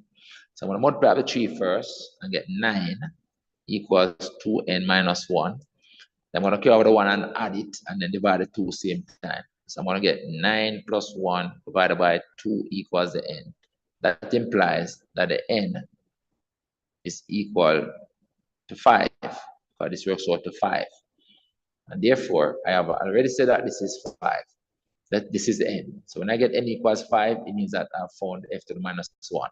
So it means that f to the minus 1 of the 3 is equal to this value n, which is 5. That's my answer. Now, this is not the only way to do it. Right? Most people, I think, will find f to the minus 1 of x first and then plug in the 3 in it. That works as well, but the answer is actually 5. All right, that is it. That is that. So that's just one way to do it. It can be done another way. Let's continue. It says derive an expression for f of g and must simplify it. So let's see how we're going to do that. We're going to write what the f is first. What was the f again? And just to show how the construct of this would go. So the f is 2x minus 1 over 3. 2x minus 1 over 3. That is it. 2x minus 1 over 3. And the g is 5 minus x squared. Let's just make sure. 5 minus x squared. Right here, right? The g is 5 minus x squared. So we want to form this f of g. So to form f of g, what we have to do is put the g function into the f function. Simple as that. So this is the g function right here. I'm going to take it and substitute it into the f function where the x is right there. That's a simple and quick way to do that composite function. All right, that's how this is constructed, by putting the g function into the f function where x is. And so I can write that construct. F of g, I can put in of x. It's equal to, I'm just constructing that red thing, 2 times the entire 5 minus x squared minus 1 all over 3. And this I must simplify it. So let's work out the numerator, simplify the numerator. The numerator becomes 10, 25 is 10. 10 minus 1 is 9. So the numerator have a 9 up there. And then I have 2 times negative x squared, give me negative 2x squared. And that is all divided by this 3. All right, and basically that is it. It's a little bit smaller on the screen. But this is my answer right there. Let's just check that. 2 times 5 here is 10. 10 minus 1 is 9. So I get the 9. And then the 2 times minus x squared gives me this. It's minus 2x squared. Minus 2x squared. And then everything's being divided by 3. All right, that's it. Next part. Or the question done. Or they're talking about the function g now. This part says we have to sketch the function g. What was g again? G of x is 5 minus x squared. It's a quadratic function, you know, it's a front shape function. All right. If we write it in the vertex form, because this is asking us for a maximum minimum point. To get the maximum minimum point, we want to put in the vertex form. I can look at this and know that the vertex is actually 0, 5, you know, and it's a maximum. Why is it a maximum? Because the square term is negative. Why is it 0, 5? Because if we were to write this as a perfect square, right? This x squared is same as x minus 0 squared. So remove these. Remove these. And so how could we write this in the vertex form, which is what is normally used to show where the turning point is. All right. So if I rewrite this as minus x squared first, plus 5, just to set it out in the form of this. I'm trying to get it in the form of, all right, of x plus h squared plus k. All right. So this x squared is same as x minus 0. So it becomes bracket x minus 0 squared plus 5. And when it is in that form, these are the coordinates of your turning point. All right. So this x is as x minus 0 because I'm trying to get it in that vertex form that allows me to identify the coordinates of the turning point. When it is in that form, those values that I've underlined are the coordinates of my turning point. And it's a maximum turning point. How do I know it's a maximum? Because the square term is negative. So I'm going to cross out this word minimum, leave maximum, and say that my maximum point is 0, 5. That's where the maximum point is. So it turns at the point 0, 5. And then additionally, that 0, 5 is actually on the y-axis, right? It's on the y-axis. So the y-axis intercept is also 5. All right, the next thing I want are the roots. So to get the roots, we'd have to basically put the expression equals 0 to get the roots. So let me put that down here. So for the roots are where g of x is equal to 0. And so it is where 5 minus x squared would be equal to 0. And so basically, if you transpose this, it will be where x squared is equal to 5. I could put the difference of 2 squares if you want, right? But it will be where x squared is equal to 5. And so basically then, if you square both sides, it will be where x equals plus or minus the square root of 5. All right, I square both sides, but you have to consider plus or minus. Another way to do it is to set up the difference of 2 squared, but let's work with this one. So what is the square root of 5? I want to show it on the graph. So the square root of 5. Square root of 5 is 2.24. So it will be where x equals plus or minus 2.24. Let's go 2.2 for now, 2.2. All right, just put 2.2, plus or minus 2.2. So I want to show those rules, and they don't give us any scale. So I want to scale up the graph. I want us to sketch it. I don't put any values. So I'm going to put 1 centimeter to 1. All right, or maybe 2. For the y-axis, I want to go up to 5. So I'm going to go 1, 2, 3, 4, 5. All right. 1, 2, 3, 4, 5. So my turning point is right on the y-axis here. And then the cross x-axis at these points, these two x values. Right? And that's at the point 2.20 and negative 2.20. Those are the two places where it crosses the x-axis. So if I come down here and I can use a wider scale on the x-axis. I can make this be 1, 2. Did they tell us a scale by the way? No. They didn't tell us. So I can scale it to a 1. So I'm going to make that 1, 2, make this 3. If that is the case, it means that each of these little line is 0.1. So with 2.1, 2.2, 2.3, 2.4, 2.5. So I want 2.24. So I want 2.1, 2.2. This will be 2.3. So I'm going to make it be here. The cross x-axis there. And then I want the negative of that as well. So it should be negative 1. It should be negative 2. And out here will be negative 3. Again, I'm looking for negative 2.2. So negative 2, negative 2.1, negative 2.2. It's negative 2.3. So I'm in between here, right here. I'm going to make it cross x-axis there. Once I give you a graph, you have to try to be accurate in that, guys. You have to try to be accurate. So these are my points. And that's my maximum point. As a frown shape. So I just need to sketch a frown where the passes through those 2 points. Let's say sketch enough, but I put on a graph. Wow. Let's say sketch and then I put on a graph. Right? Normally when I say sketch, you could just draw a free sketch. Like you could maybe just draw a free sketch like that. And just kind of label it up as you like. And put that this point is a point 0.5. And that this point is 2.24.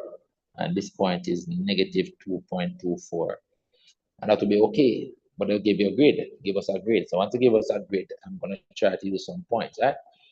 So let me just draw a curve like that. And draw the other end like that. And let's give them that as my sketch. And let's give them this as my sketch. All right. It's a sketch. So It's not going to be 100% accurate, but at least give them something. All right, and this is going to be a sketch of g of x. Let's leave it. Sketch of g of x, a function g of x. And they wanted us to, on the sketch, indicate. So to indicate those points, right? So I'm going to indicate that this is my maximum point. Let's do it in red. Right here is my maximum point, and it is 0, 5. And then the root of the function are here. So this is a root. That's a root at the point 2.240. And there's another root over here,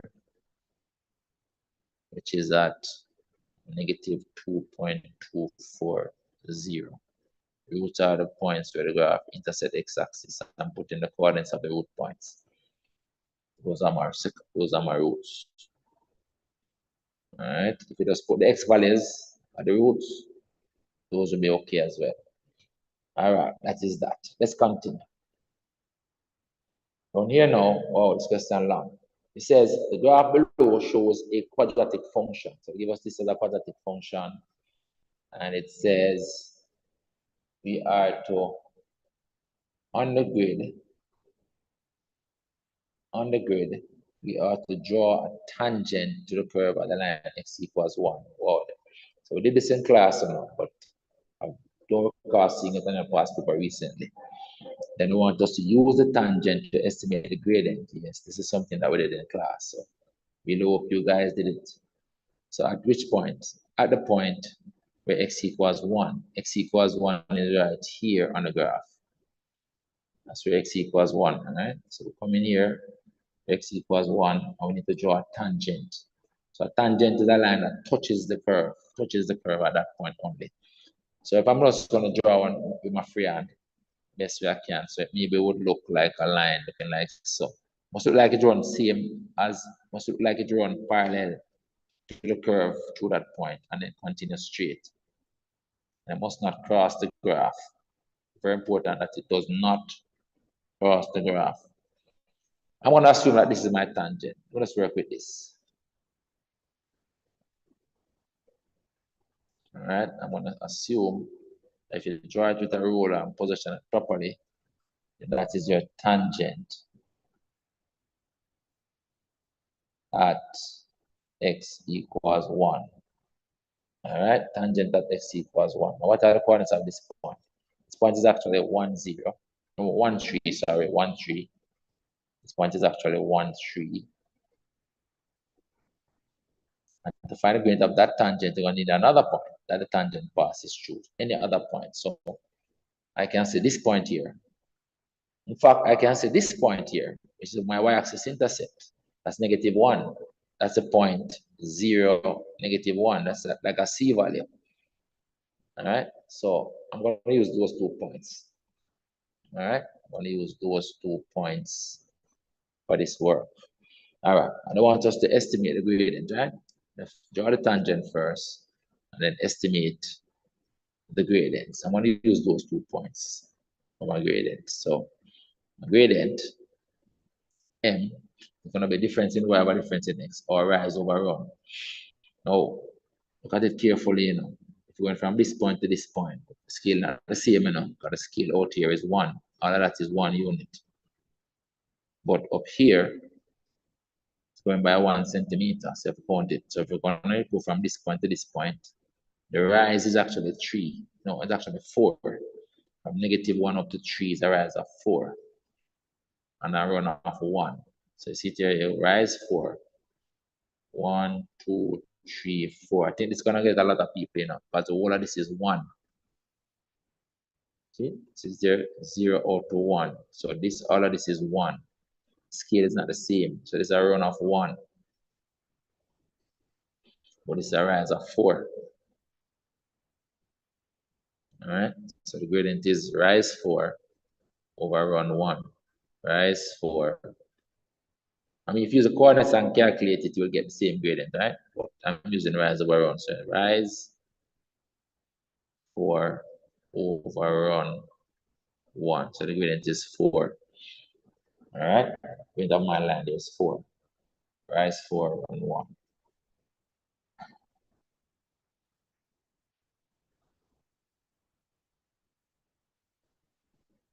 Rise 4 and run 1.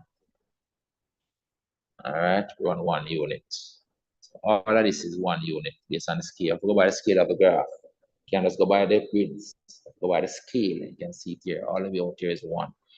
All right. If you use these points, you're going to get the same answer. But if the difference in y and the difference in x will be 3 minus negative 1. So the 3 minus negative 1. 3 minus negative 1 over 1 minus 0 over 1 minus 0. This minus becomes a plus. So it will be 4 over 1 anyway. So you could also calculate it, right?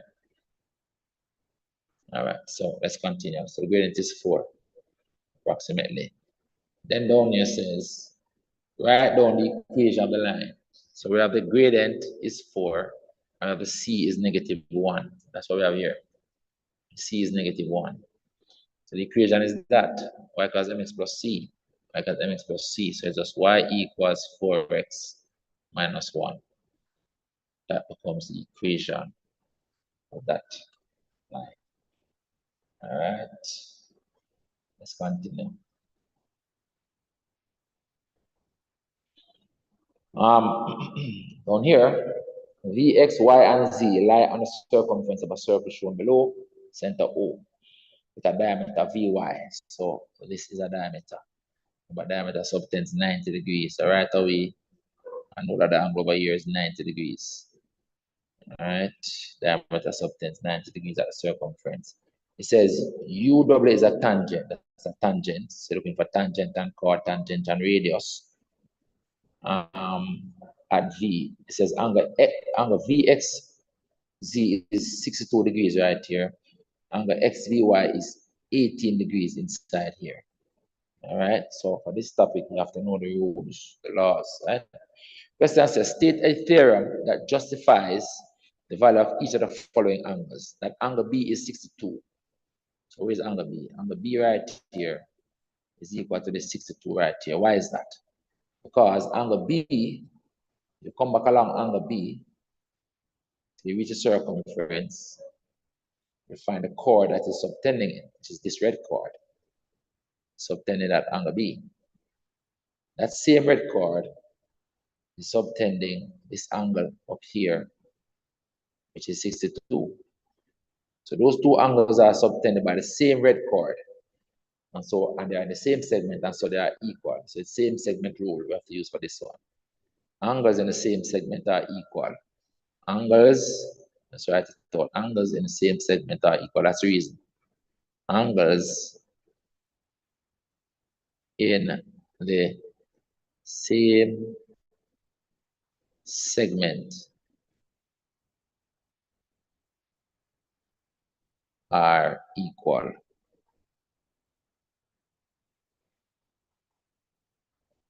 When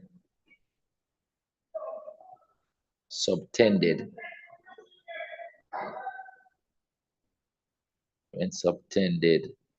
by the same chord, or when they're subtended by the same arc. Or you could have said that also that they are subtended by this red arc. So that arc is also subtending those two angles as well. So I could have said arc as well. All right. So that is the reason for the first part. All right, let's clear that. So the B is 62. Then why is angle C 124? Where's angle C now? Angle C right here. Why is it 124? All right, let's see what this is now. C is 124. All right. So let's look at it. Find the chord that is subtending C. So C is an angle at the center now. If you come back along and find the chord that is subtending it, the chord that is subtending it, I'm drawing it in blue this time. This chord is subtending at angle at the center. The same chord is also subtending this angle at the circumference, which I'm also going to draw in red.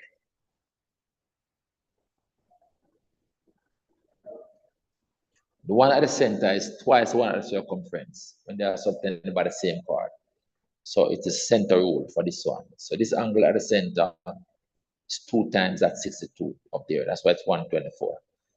All right. So I'm going to tell him that angle at center is twice angle at circumference. Right? That's the reason. Angle at center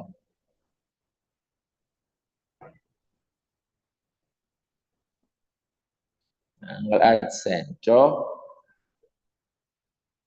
is twice angle at circumference.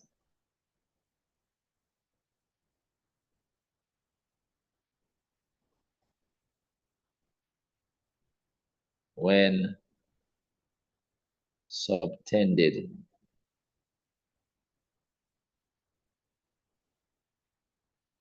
by the same chord. When they are subtended by the same chord, and the center is twice one of the circumference. It is 2 times 62. You can maybe say that right here. It is 2 times the 62 degrees. That's why it is the 124. 2 times the 62.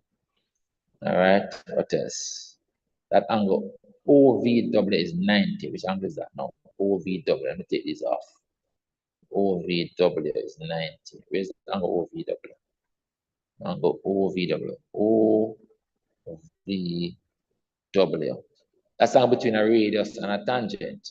That's the reason. It's between a tangent and a radius is 90 degrees. At the point of tangency, angle between a tangent and a radius is 90 degrees at the point of contact. Angle, let's write the word. Angle between tangent and a radius is 90 degrees at the point of contact, or at the point of tangency. That's the reason. Simple as that. Next part. It says find the value of angles A, D, and E and show all working where appropriate. All right. So I want angle E first. Maybe we should have been putting on some of these other angles that we have found already, you know. But first we want angle E. Let's look at the diagram. So angle A. Angle A is right here. That angle is 62, you know. Why our angle is 62 right off the bat. Tangent and chord are the alternate segment rule. Angle A right now is the angle between this tangent and this chord. The chord is subtending 62 degrees at the circumference in the alternate segment out here. So therefore, the same angle is angle between the tangent and the chord. So this angle out here is 62 degrees. This angle is 62 degrees. Angle between a tangent and a chord is equal to the angle subtended by the chord in the alternate segment of the circle. So it is 62 degrees. So the A is 62. Let's go and write it down here. So angle A is 62 degrees. And the reason says show working. This is a reason really. Angle between a tangent, angle between a tangent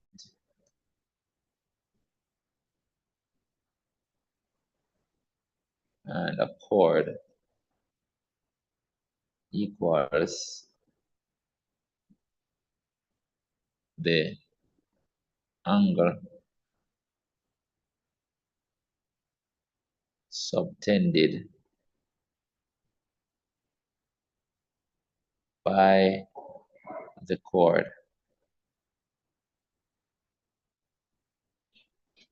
Normally you could stop there, but you could carry through and say at the circumference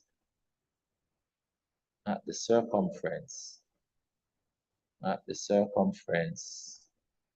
And the keyword again here is in the alternate segment of the circle. And that's why some people call it the alternate segment rule. All right, then we want angle D. Let's look at the angle D now. Angle D. Angle D is, where is it? This one right here. All right, let's see what does that mean here with angle D now. Angle D. All right, so this one kind of easy as well, because angle D is one of the angles in this sector triangle right here. And that sector triangle is an isosceles triangle. But this is a radius and this is a radius. Remember, we already know the angle C in here is 2 times this, so it was what, 124, right? That angle is 124, see here? And so, in that triangle, this angle inside here is 124 degrees, which we are already, and these two angles equal because it is isosceles. Then the D, let's work it out here. The D degrees is going to be 180 degrees minus the 124 degrees divided by 2. So it becomes 90 minus 62, because that divided by 2 is 90, that divided by 2 is 62. So it becomes 90 minus 62, that's 28. So the D is 28. So the D degrees is 28 degrees. Because of the isosceles triangle in there. Alright, so that's what I want to say. That angle triangle is isosceles. Copy. Yes, I think they don't want too much of the reason down here, so you calculate and show some work. So this one I'm just going to put this and leave it. You want to say something, you can say total angle in isosceles triangle is 180. Total angle in the isosceles triangle. I can name the triangle. The triangle is OZV. OZV. OZV. Triangle OZV is 180 degrees. The total angle is 180, and because it is isosceles, that's why I divide by 2, because 2 of them equal.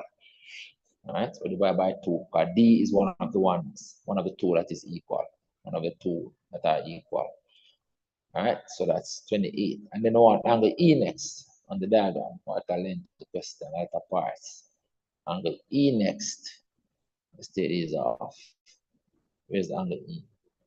So angle E is now this one right here. All right, so we're gonna get that one now. All right, I see how we're gonna get that one. Well, I see a way to get it. And guys, don't go assuming that this is a right angle here, because it looks that way. Don't go assuming that. All right. Now, how am I gonna get that angle? What I'm gonna say is that this whole angle across here, that I'm marking in blue, is subtended by this chord. And that chord is making this angle out here with this tangent. So what is this angle out here? Those two angles equal now. This blue angle and this blue angle equal. What is this angle out here? It is 90 minus the 18. Why is that? Because the angle between this radius and this tangent is 90. So this blue angle inside here right now is 90 degrees minus 18 degrees. And that is 72. Just making sure my brain is tired. Yes, it is 72 degrees. And so that blue angle where you're 72, and we know the D part of it is 28. So the D part of it is 28, you know. So it means that the 72 is therefore equal to D plus the E. So we can say that. So the D plus E is equal to the 72 out here. So see here now, the D plus the E is equal to 72. I will know the D already. the D plus the E is equal to 72. I'm just writing the values without the degrees on it because the degrees are already on the letter, so we don't need to put the degrees. So the D then, no, the E then that we want becomes 72 minus the D, where the D is this 28 here. So the E is 72 minus 28. So 72 minus 28, 44. So the E is 44 degrees. And there might be countless other ways to do it, but this is the way I'm using right now. So copy and paste down here for the last part. And what I would do in the exam is leave these markings, not this one, but this one out here that I've used. All right, to get the 72. So they will see how I get the 72, and then maybe up here I could come and put that line across here as 72 degrees total, right? The 72 degrees as well. This blue one, 72 degrees. And that's why sometimes I even encourage students to use colored pens in the exam, so they can put different colors on the diagrams to highlight certain things. But that is that. That finishes that part of this question. The next part now looks like some bearings and stuff, right? Question said the diagram below shows a quadrilateral PQRS formed by joining two triangles PQS and QRS. And they give us the dimensions on it, right? They don't tell us about the dimensions of here, everything's in the diagram. It says we have to calculate the length of QR. QR is this side over here. So to calculate the length of QR, we're going to come and work in this triangle. So that's not a right angle triangle, so we have to use either the sine rule or the cosine rule. This is a typical case for the cosine rule. Two sides and an angle between them. And we're trying to find the side opposite. So some people do this by writing the formula for cosine rule. You don't need to write the formula for cosine rule. Cosine rule starts out like Pythagoras' theorem. Treat this like an hypotenuse initially, and treat this like a 90. All right, so these are the other two sides. So I'm going to start out. And it's going to become that QR squared would have been equal to 16 squared plus 18 squared if it was a right angle triangle, but it's not. So you have to subtract a piece, and subtracting twice the 16 times the 18 times the cosine of the angle between them, which is 25 degrees. And to make this one calculation, I can square root both sides. So I could have squared that side and square root all of that side. So instead of writing this, I could have just leave off the square and leave the square root there, which is what I'm going to do.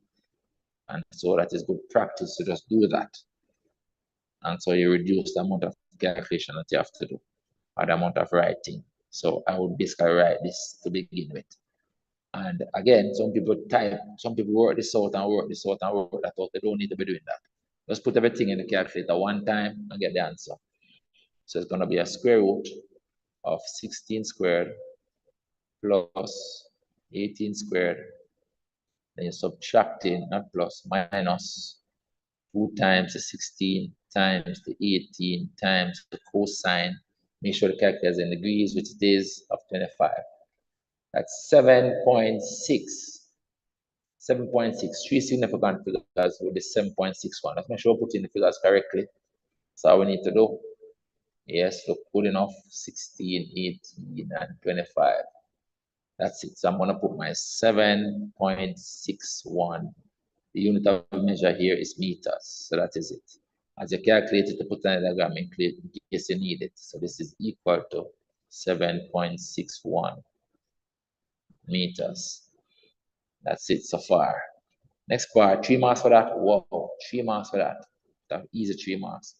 Next part tells us that the bearing of P from S. Now, when you're doing bearings, you have to note the from position. Very important. You have to be mindful of the from position. So, from position is S. So, it's from S to P. They're telling us the bearing is 205. We need to show this angle on the diagram to help us to break down the diagram and break down the angles on the diagram. So I'm going to show this 205 on the diagram, the bearing from S to P. From S to P. So this is S, this is P. I want the bearing to down here. It's a question very similar to what they've said before. So I want to put the knot line here in blue. at the front position. That's my north line at the front position. And the bearing that they just told us about is the bearing all the way around here, down to P. That bearing they say is 205. Let's write it here, 205 degrees. That's what they have given us, right? Remember, we know the angle inside here because we know 25 and that. So those two angles in here will actually be now what? 97 here. All right, so we have some angles there, but that angle is the bearing that they gave us.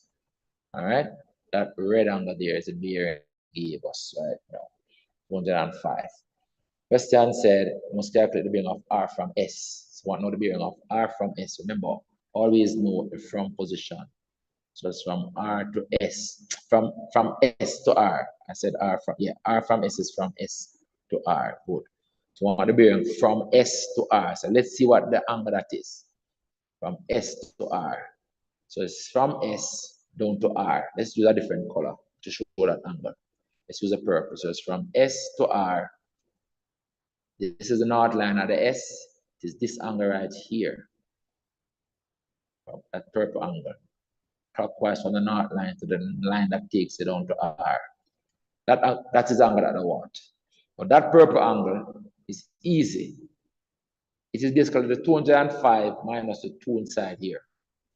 That purple angle, right, is the bearing that I want. It is the 205, the whole red angle, minus the 25 and minus the 72. So it's 205 minus 75, 25 and 72. That's the bearing that I want. All right, so this answer is equal to 205 minus the 25 and also minus the 72. All right, that's what we're working out. So it's 205 minus 25 and minus 72. It's 108 degrees. Make sure it's 25 and 72. Yes, 25 and 72. So that purple angle there is the bearing that I want, 108. It's already 3 digits, so we're good. The next angle that I want is the bearing from P to S. So basically I want the bearing the opposite way now. I have the bearing already from S to P now. I don't want the bearing from P to S. So let's draw this on the diagram again and show where that would be from P to S. So from P to S now, from P, so P becomes a from position. I'm going to put a north line there in blue. All right, so I'm going to put a north line right here.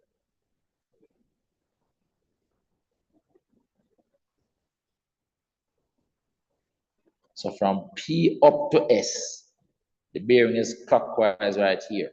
This is the angle that I want right here. That's the north line. So there are multiple ways to do it. Now, I'm going to do it the easiest way. That requires just one calculation. So let me show you. Maybe use a different color. So let me use a different color. Let me use green to do it. Do the mathematics the easy way.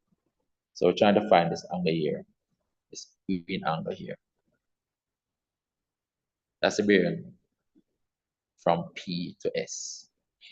Now, most persons would have calculated this angle, which is 360 minus 205, and then say that these two angles are co-interior, they add up to 180, and find this angle that way. That's okay. That's two calculations to get it. But if you use this method where I say, okay, this line that takes me from P to S is constantly on a bearing of this angle. If I extend this line further out here and bring it up to where S is, same line, then this angle bearing, the same angle bearing up here in green, this green angle is the same angle. Everywhere on this line, the bearing is the same. Even if I draw a north line here, then this angle is the same bearing. So this line, bearing is really a direction thing, you know. So everywhere on the line will have the same bearing. So it means that the bearing that I want down here is the same angle that is here. What is that angle there now? That angle up here now, this green angle up here that we want. inside here. Use a different color for the calculation.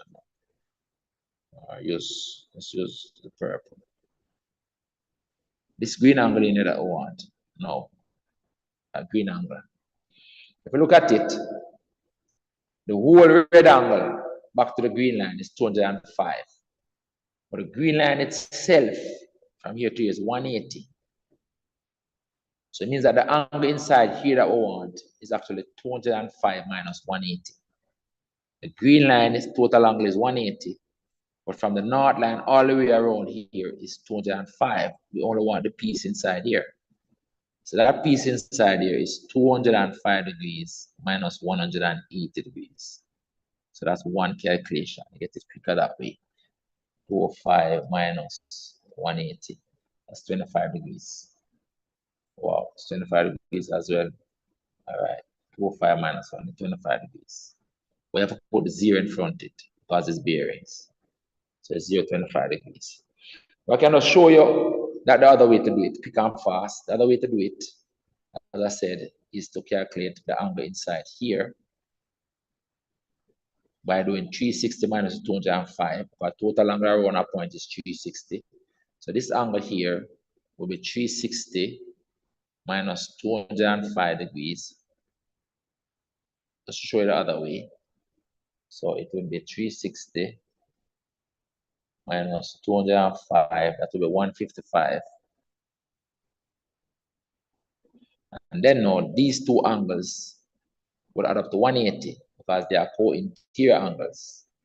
Because there are angles inside this U that appears like a U, because this line and this line parallel. So the angles in the base of the U are supplementary. Add up to 180. They are called co-interior angles. And so this angle here that you want now will be 180 minus this one. These two angles are up to 180. So this will be 180 degrees minus the 155 degrees, which gives you the same 0, 25 degrees. That's another way to do, but I am doing it this way because one calculation gives me that angle. So it will be 205 minus 180. All right, down here. 205 degrees minus 180 degrees, which is equal to 0, 25 degrees. I have to put the 0 in front because it's bearings. And the question done. All right, that is one question left to go. How long have we been done? Don't even know. All right, one question to go. So the last question is starts out with matrices. It says determine the determinant of this matrix is 24. Must calculate the value of V. Remember, the determinant is the first diagonal product minus the second diagonal product, and they're telling us that it is 24. So we just have to set that up, right? The determinant is 24. The determinant is equal to 24. What is the determinant? This product across here, 6 times minus V, that's negative 6V. Negative 6V minus, so careful with these negative signs now, minus this product is negative 10V. When I multiply these two values, the negative 502V over here, that's negative 10V. So I'm subtracting a negative 10V. That's the determinant right there, which is equal to 24. This minus becomes a plus. So it's really then minus 6V plus 10V equals 24. So it is like 10 minus 6, that's 4. So 4V equals 24. Then divide by the 4, we get what? 6. Divide by the 4, we get V equals 6. 6 4 is 24. And that is it. If you want to double check it, you can go ahead and put in the 6 there and check it. All right, I'm getting 6 right there. I will just double check it. So it's 6, 12, minus 5, minus 6. That will be the values if I were to put in the 6. All right, and so this product would have been negative 36, and then I have a minus. This would have been 60, right? Minus 60. It's a plus 60 here. So 60 minus 36 is 24. So that is good.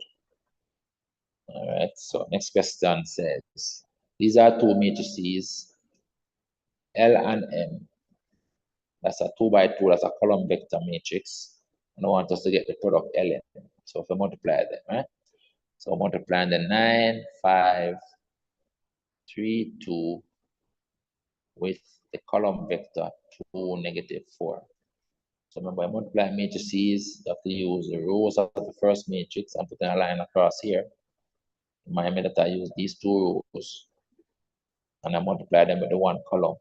When you multiply a 2 by 2 on a column matrix, you're going to get back a column matrix. So it's going to be equal to a column matrix with two values here and there. So this first value is in the first row and the one column. So to get it, to multiply this first row by this one column. Multiply the first element in the row by the first element in the column. Second element in the row by the second element in the column. So it's 9 times 2 and 5 times negative 4. All right, so let's do that now. So it's 9 times 2. 9 2 is 18. And 5 times minus 4 is negative 20. Minus 20. And then the second value here is positioned in the second row and the one column. So we're using this second row and this one column to get it. First element times first element. Second element times second element. First element times first element. Second element times second element. So it's 3 times 2 and 2 times negative 4. The 3 times 2 is 6. And the 2 times negative 4 is negative 8. And now we can write the final result of this calculation. So the 80 minus 20 is negative 2. And the 6 minus 8 is also negative 2. So that's a negative 2, negative 2 right there. That's my product, Ln. All right, next part says I want the inverse of L, L to the minus 1. Let's write what L is up here so we can reference it. So L is a matrix. What is it again? 9, 5, 3, 2. 9, 5, 3, 2. 9, 5 is one row. 3, 2 is the other row. I'm trying to find L to the minus 1. No. L to the minus 1 is 1 over the determinant of L. Determinant of L multiplied by the adjoint of L. This is adjoint of L with the D. All right. So how do we do the determinant? It's the same way. It is this product minus this product. First diagonal product minus the second diagonal product. First diagonal product is 9 is 18. Minus the second diagonal product is 3, 5 is 15. Multiplied by the adjoint. How do we construct the adjoint? We interchange the elements on that first diagonal, switch them around. So the 2 goes here and the 9 goes there. Switch them around. Then these 2 elements on the second diagonal, you leave them where they are, change the sign. This negative 5 stays where it is and becomes, this 5 stays where it is and becomes a negative 5. Negative 5. And then this 3 stays where it is and becomes a negative 3. Negative 3. And then this under here really is just a 3. So it becomes 1 over 3 bracket 2 minus 5 minus 3, 9. And that is your inverse matrix. We can basically divide each value by the 3 and write it as fractions. We'll shift this over to get some more space to write it. All right. So I can instead now write it as 2 over 3, which is 2/3, minus 5 over 3, minus 5 over 3, minus 5 over 3, not 2, minus 5 over 3, minus 5 over 3, minus 3 over 3, which is negative 1, the value that I get. And then 9 over 3 is 3. 9 divided by 3 is 3. So this is the answer right here. If I have to use the inverse matrix in another part of the question, I'm going to work with this. I'll leave the fraction for last out here. Right? Leave the fraction for last. This question gone into vectors now. All right, straight into vectors. So this one says vector PQ is this, and it says the point P is this. So right off the bat. If the point P is that, then the position vector OP will have the same values, -2, 3. That's a given, right? And the question is asking us for the coordinates of Q. The coordinates of Q must be written like this, X and a Y value. But they give us vectors. So when we use the vectors to find the position vector, because to find OQ, if we find the position vector of Q, then we can get the coordinates from it. So the question is, how can we go from O to Q? There are multiple ways to do this. I'm going to set up a vector equation. Because I have OP and I have PQ, I can say to go from O to Q, I can go from O to P first with this vector, and then I can go from P to Q with that vector. And that's how I go from O to Q. So adding those two vectors will give me my position vector of Q, OQ.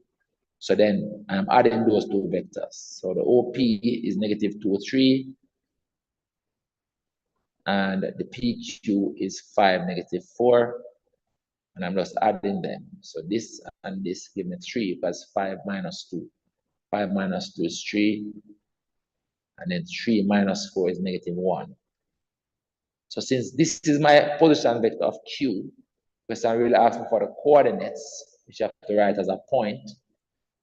All right, so let me just shift these over. You can write my answer in a different color and say, based on this position vector, therefore means that my coordinates of Q will have the same values as the position vector, 3, -1. See, that is it, 3, -1 are the coordinates of the point Q, 3, -1. All right, and then I move on down here, another vector. Vectors again. It says, in the pentagon OABCD, OA is parallel to DC. So these two lines are parallel. So there are multiples of each other. So since this vector is B, this vector is some multiple of B. It's also said that it's these two I spoke about first, OA and the DC parallel, right? So since this one over here is A, then this one is some multiple, like a factor of A, a fraction, because it's shorter. This is shorter. So the fraction of the A, right? And then now, these two now, the AD and the OD, that's these two parallel. And you could see that they are parallel from how the diagram is drawn, because these double lines would mean that those two lines parallel, those double arrows I mean, and these two single arrows and these lines would mean that these two lines are parallel. So the diagram is showing that as well. All right. Then it gives us some information. It says OD is 2AB. So this OD is 2 times AB. But the AB right here says the vector B. So it means that the vector OD is just 2B. So this vector down here is 2B. I'm going to put it on it in red. So the vector down here is 2B. 2 times B. But the length is twice and the direction is the same. So that vector is 2B. And it says OA is 2DC. Now, OA is a long one. It is 2DC. Now, if OA, let's put it this way. Based on this equation, the directions are the same. The OA and the OD are the same, right? Now, if this part is A, the vector A, and this is 2DC, then you divide by the 2, you get that DC is a half. But you could also look at it and say, if this is A, and it is twice this, then this length is half of that length.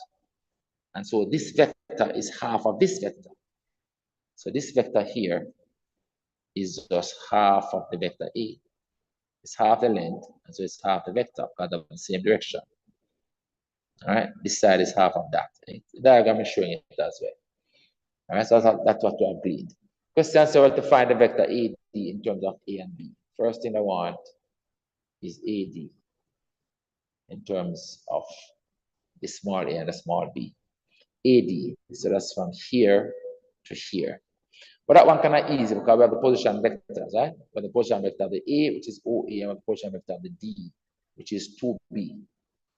All right. Or you could look at the diagram and say, okay, to go from A to D, you could come down here with a negative A and then go across there with a 2D. Why is this negative A? Because it's going in the opposite direction to A.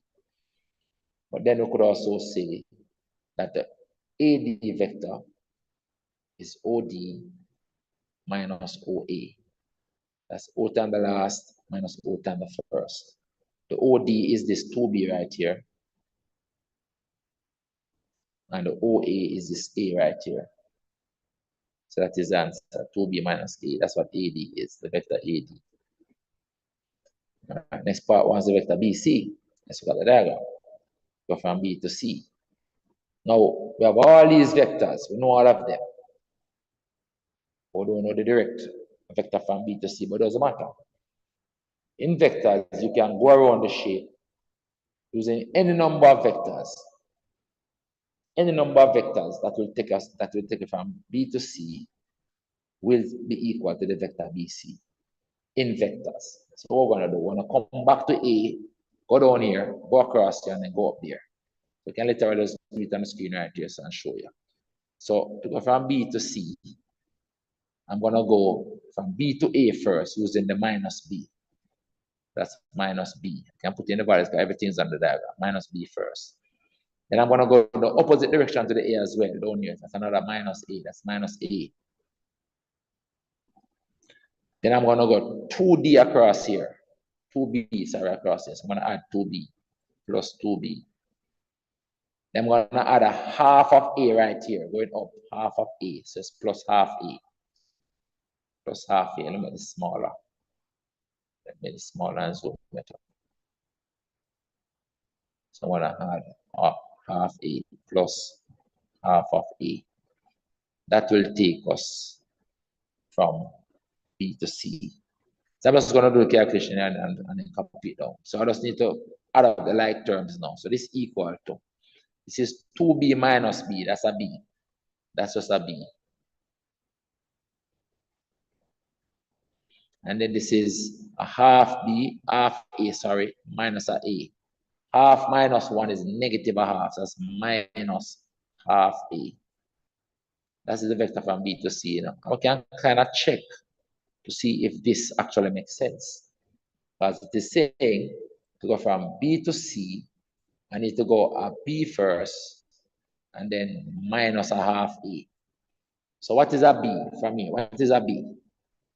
What is a B? This length is a B. Right? So this length is a B. I know that that length is a B. So if I remove this, that would be a B.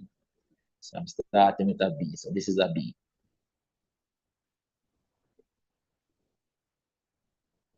Then I have to do a minus half A.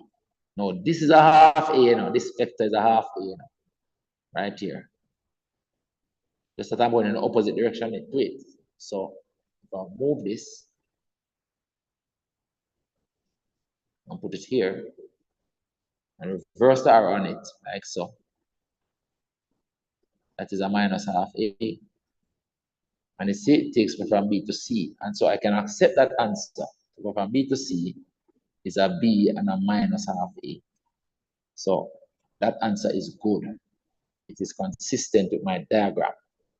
So I can accept it. So let me just move this down to the next page where it belongs. All right, so cut it and paste it down here. Here, BC. That is it. Easy question. Anything else? All right. Next part says, state the conclusion about, this is the modulus now. This is the length of AD and the length of BC. That can be drawn from your response in A1 and 2. So comparing AD and BC now. Let's look at it. So I'm comparing these two vectors. All right. So I'm going to copy two of them down. So we can compare. I can do it right here on the screen and copy it down. So I'm comparing, for the last part, I'm comparing the AD, which is 2B minus A, and the BC, which is b minus half a. So I'm comparing those two vectors. Now, vectors in CSEC is about parallelism. Almost all questions is about being parallel. And one is a multiple of the next. So to show that these two are multiples of each other, you can actually maybe see it. If I multiply this one by 2 to get rid of the fractions, I will say it's going to become equal to that. So I'm going to take this one and multiply it by 2. So just to get rid of that half, I don't want the fractions. It's more difficult to see the relationship between numbers when they're in fraction form.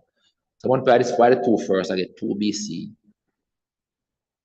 equal, multiply this by the 2, I get 2b. And then multiply this by the 2, I just get a minus a. And then I see now that the vector here and the vector here is the same. Therefore means that AD is equal to 2BC, because they equal the same thing. All right, so that is what I would use in my discussion for this last part. So let's copy this that we have down here so far. Or I should cut it instead. But this, I'm going to put it under here. I don't want to be writing on the lines. So this is what I would do. I don't want to be writing on the lines. Establish a relationship between them. So now that we have that, we're able to equate the two vectors, right? So when we equate, we equate in red.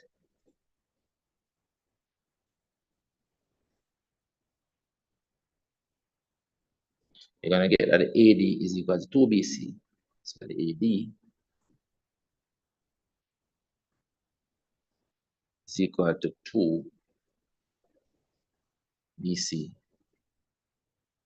And this pretty much gives you the relationship that you're looking for up here now. Well, see, to get the vector component out, we need to take the modulus of both sides. So if we take the modulus of both sides, take the modulus of this side, and also take the modulus of that side. But this 2 can come outside the modulus because it's not going to change. The size of it is still 2. So the modulus of AD is equal to 2 times the modulus of BC. And that's the relationship that I want. See here? That's the relationship. State the conclusion about the modulus of AD and the modulus of BC that can be drawn from your response. See here? This is it. The modulus of AD is 2 times the modulus of BC. That is the conclusion that can be drawn. 2 times. The modulus of AD is 2 times the modulus of BC. This is the answer. Meaning that the length of AD is 2 times the length of BC. Right? AD is twice as long as BC, if you want to say that, because that's a modulus. So if you want to write something, you can say AD is twice the length of BC. You can see it on the diagram as well. AD. AD is which line? AD is this line. And BC is this line. They are parallel. In terms of length, AD is twice as long as BC. AD is twice as long as BC, or 2 times the length of BC. So could maybe write that. Let me say it here. AD. Because without the modulus of that means that we can just write the AD without the arrow right now. Talking about the length of the line. This means the length of the line. So AD is twice, or it is 2 times the length of, same thing, twice the length of BC. But I feel like if you give them this, they give you a marks. If you give them this equation. All right, that's the relationship between them. And that's the end of this test. All right, hope everybody get 100%. Hope everybody get 100%. All right, so that is it, everybody. Hope everybody got 100%. All right, so I leave this on my channel. You can share it with your friends. Those are some solutions. And if you have any comments about any questions, you can just put them in there. If I make a mistake, you can make a note in there as well. I'll look check back later. All right, so Miss Jada, there you go. Let me know how you did. All right, I'm going to start another class in 30 minutes. So, bye everybody. I'm going to end it now.